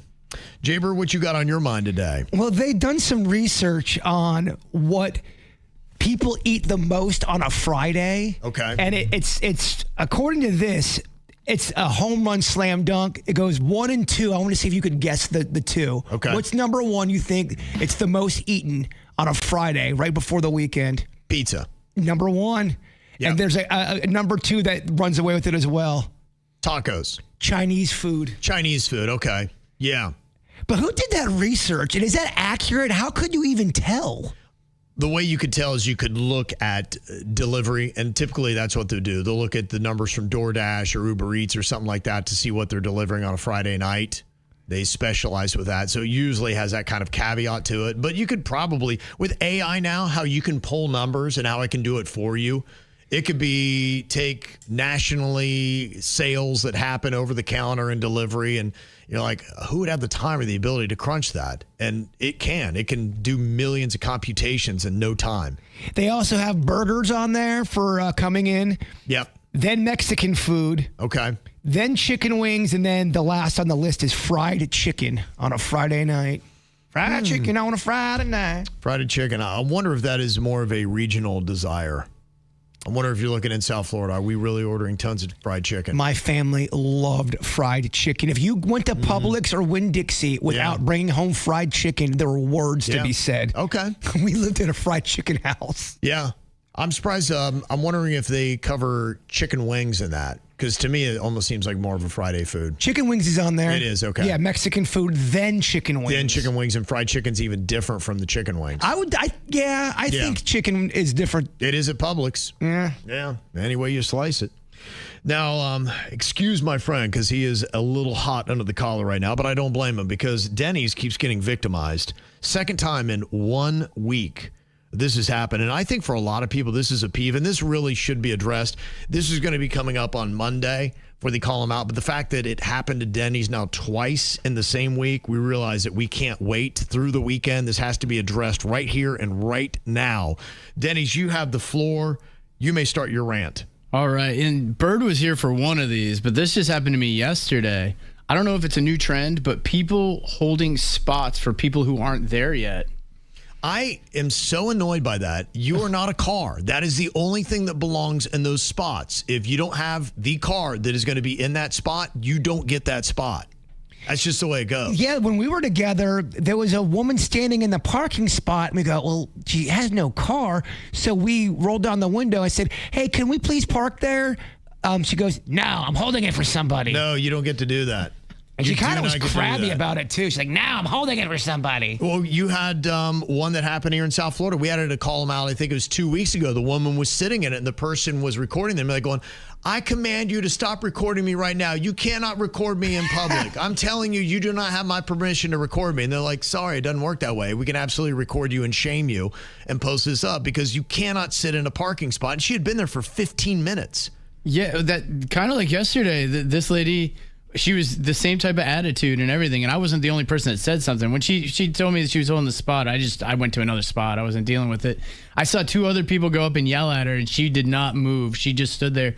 Well, anyway, I had to park far. I go and drop off something with my mom, and I come back probably 8 to 12 minutes later, and she's still standing there holding it. That ain't right. I'm sorry, it's not right. It's not right, and it's honestly to the point where it would be great if there was somebody, if you had security or whatever the story, be like, you've got to get out of that spot. And if they will not get out of that spot, be like, look, this is a private lot, and I'm commanding you to get out of that lot that we own. And if you do not, then I'll have you arrested for trespassing. And that's really how it should go. I mean, I could see people where someone would get their car and they're going to lay on their horn. And the person this is what you have now. It's the battle of the wills that happens in public. And the person in the spot is not going to back down. The person who wants the spot is not going to back down. But it seems like there's more of this going on. So they think they're in the right. And I kind of find it hard to believe majority of people would think that's a cool move to do. I'll ask, I mean, honestly, to me, it's a slam dunk. It's a 100%. There's never a time where you can save a parking spot as a human being. It just doesn't happen. You can't do that. If you don't have the car, you can't hold it for somebody that's just leaving their house 25 minutes away. And there's a type of tude that comes with that person. They're a little crabby, and they double down on their bad behavior. Yeah. And they just don't care. And, these are the things, and this is why we do call them outs, because it's just these kind of people that are so wrong in society and they throw everything off. We would be getting along a lot better if you didn't bring your stupid attitude and your belief that you as a person can stand in a parking lot and hold it that way, hold a spot. You can't do that. 6% of the people think that a person can hold a parking spot, and there's nothing wrong with it. 6%. Who are you? And show your face now in the chat room. Denny says ran into them twice in 1 week now. Now, is that 6% just trying to see the world burn and messing with us? Could be jacking with the pole. But clearly, if Denny's has seen it twice in 1 week, though, there is definitely a percentage of people that are out there in our society that hold on to that. And they think they're right, too. Absolutely. Yeah, they will probably fight all day. Well, they do. They fight all day long. They fight on social media. You see people trying to pull into the spot. I'm saving it. No, you can't do it. You're not a car. Okay. Well, everybody's calm now. Virginia is on her way back today from the Big Easy. Did you see the very peaceful Shia LaBeouf partying with all of his friends in the French Quarter at all yesterday, Virginia? I did not. Boy, his friends, they're really not that nice to him sometimes. I saw a couple of his friends punching him in the face. Yeah, I guess later in the day that story broke after I talked to you. I had never seen that video when I talked to you, so I guess he got squirrely. We played the audio of you talking about, he's just chilling with people, acting all cool. I think he's having a good time and behaving. And then that story broke, I think, 20 minutes later. Yeah, boy, he went off the deep end there, but I guess that can happen there in the French Quarter. Now, where were you? Because you thought that you were behaving worse than Shia LaBeouf until we saw the video. So where do you put your behavior? Because we pretty much have a good marking of where his behavior was. Well, no, I didn't slap anybody. So I guess he got physical with an employee at the bar, and they kicked him out. They said, get out of here. They didn't call the cops. They didn't want to get him in trouble, but he left and came back and then started more trouble with them. And they were like, all right, we told you to leave. Yeah, I just couldn't do it, huh? Yeah, there was one video of him sitting on a bar stool just staring at somebody and he wouldn't break contact. And they're like, this is really weirding us out. And I think that's kind of how it started with that off behavior that he had. And then people were confronting him, be like, stop it, dude. And he wouldn't. I think he was just blackout drunk. I think he was just probably shouldn't get to that level, or at least have a handler. You've got that much money. Have somebody with you that knows, like Panda, who knows how to remove me from situations when I'm about to get arrested. It's possible he doesn't have any friends. And kind of after seeing what happened in the French Quarter, you kind of maybe see why. Maybe he's just too squirrely, and people are like, I can't deal with that. Yeah. Well, he's got massive drinking problems, and then I think when you said he was out sitting and drinking alone, I'm going, I don't know, that might not be a good thing. Yeah. Might not be. Yeah. So how did you do? Because you were talking about shutting it down yesterday at 3, and then today you're making your trek back to South Florida to join us tomorrow. Did you actually live by that, or did you get turned yesterday too? No, I was good yesterday. I went nuts on crawfish. I had multiple pounds of crawfish that I ate by myself. I was loving life. Those poor crawfish. Panda and Rocco don't eat it, so I was just scarfing. Is it different up there or over there than it is down here when you make it? Every place is different. That's the crazy thing. So I went to multiple different places and just got a few pounds here, a few pounds there, a few pounds here. Wow. You did go for it, huh? I did. I was loving life. Are you tired from the trip, or are you feeling refreshed? I feel great. I'm good. I didn't drink yesterday. I'm ready to go. Wow. Okay. You sound like it. That's crazy. Are you on the road now on your way back? We are. So we're in Slidell, which is just outside of New Orleans. Okay. Car's all packed and we're cruising back. Stop at somewhere cozy to eat. Don't go to a regular place like, that's down here. Go to a neat place you could tell us about. Okay. Or not. Never mind.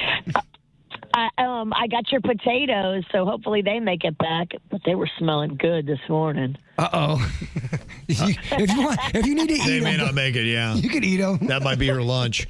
I'm just kidding. And then what time do you get into South Florida tonight? 8 o'clock. Okay. All right. Well, I'll be there tonight. Safe travels. We'll see you back in studio tomorrow. All right. Sounds good. Bye. Bye. Okay. There you go. Virginia. Wouldn't it be crazy if Shia LaBeouf was actually strapped onto the back of her car and she didn't know it yet? Yeah. He might be. I don't know. Who knows where that guy is? Not really a great time for a lot of the popular chain restaurants that we have known for quite some time. A lot of these, you grew up with them. We have talked about some of the fast casual restaurants that are expected to file for Chapter 11 this year. There are many. Some of them were kind of surprising to me. Ones like Outback Steakhouse, which I thought that thing was untouchable. At least it used to be 30 years ago, but not so much today. She's been cut. Fast food restaurants, a lot of them not doing much better. And one that I grew up with, and it was very much a big part of my childhood because I grew up where it was established. Wendy's restaurants out of Columbus, Ohio. And I'm sorry to see that they are falling off in a big way.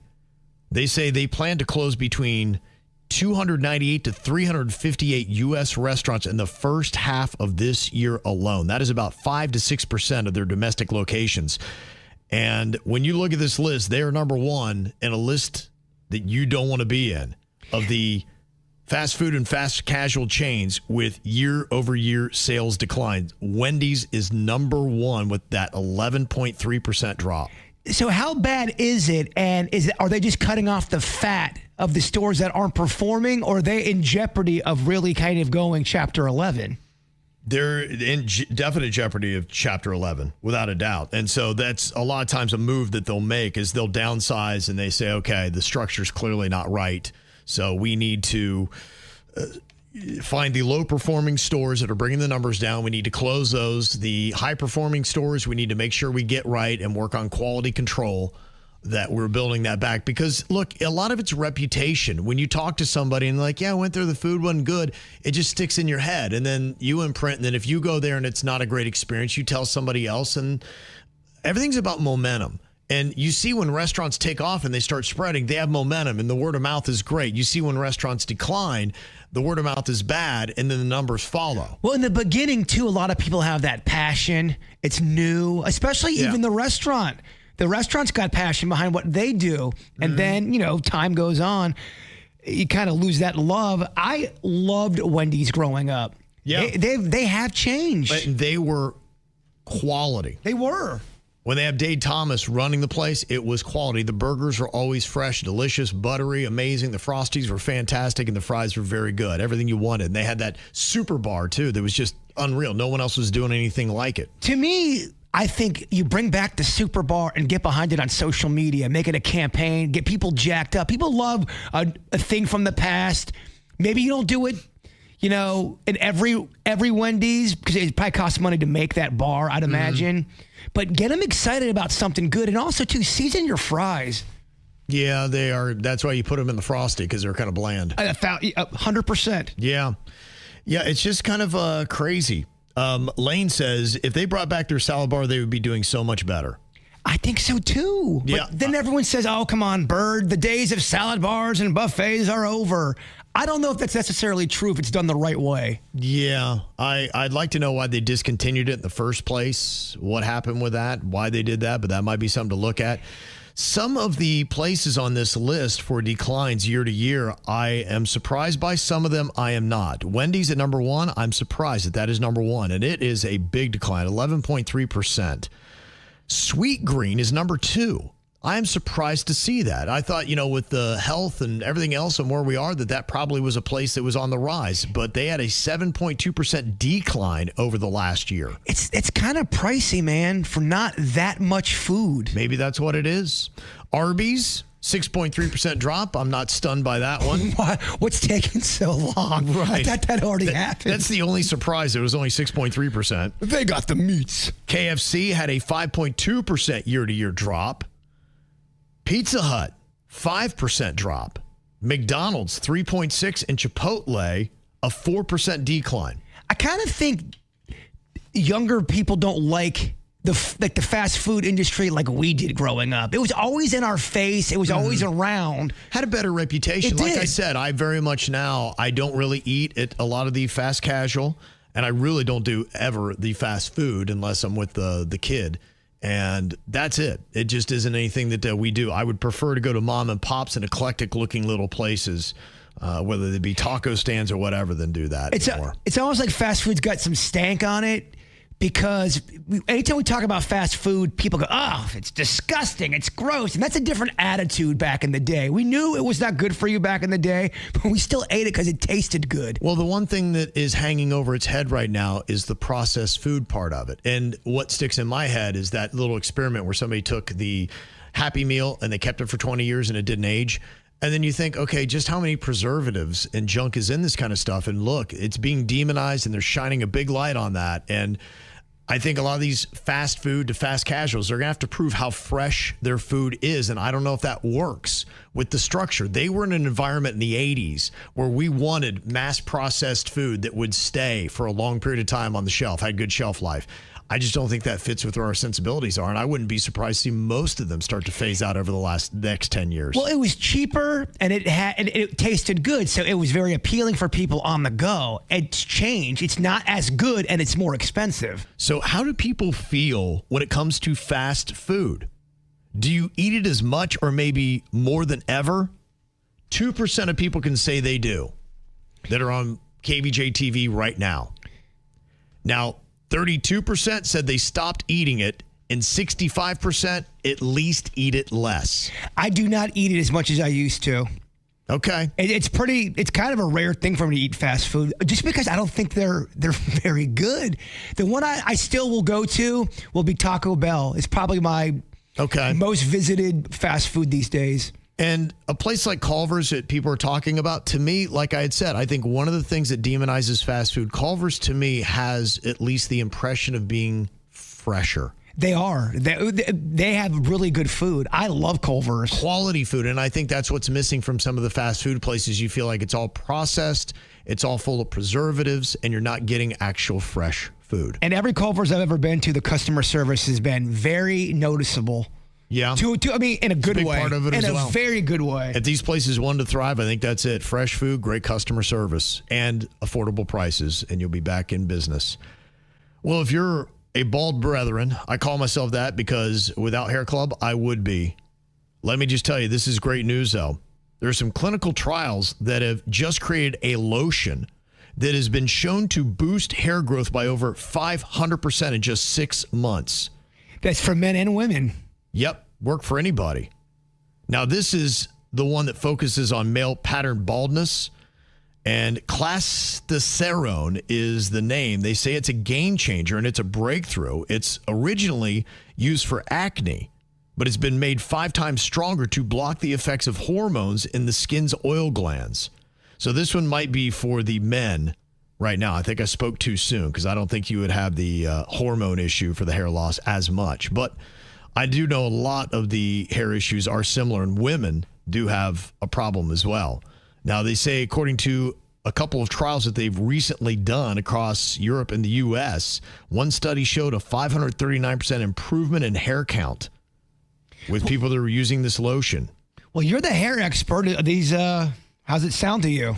I mean, it sounds really encouraging, and I think that they are really close to some kind of breakthrough, and it would be nice to see a day where you have something that is going to be natural, not jack with your hormones, not give you something like cancer or something like that will also get your hair back. I would imagine kind of like the weight loss drugs, this would be an expensive drug. Because if it works. You're right. Unfortunately, a lot of times they do that. I hope it's not, because, look, it would be amazing to just have a day that if you notice that you're losing your hair, you simply go out like you notice you need to brush your teeth, and you can get a lotion for that, and then you can remedy the problem that quick and easy. I hope for that day.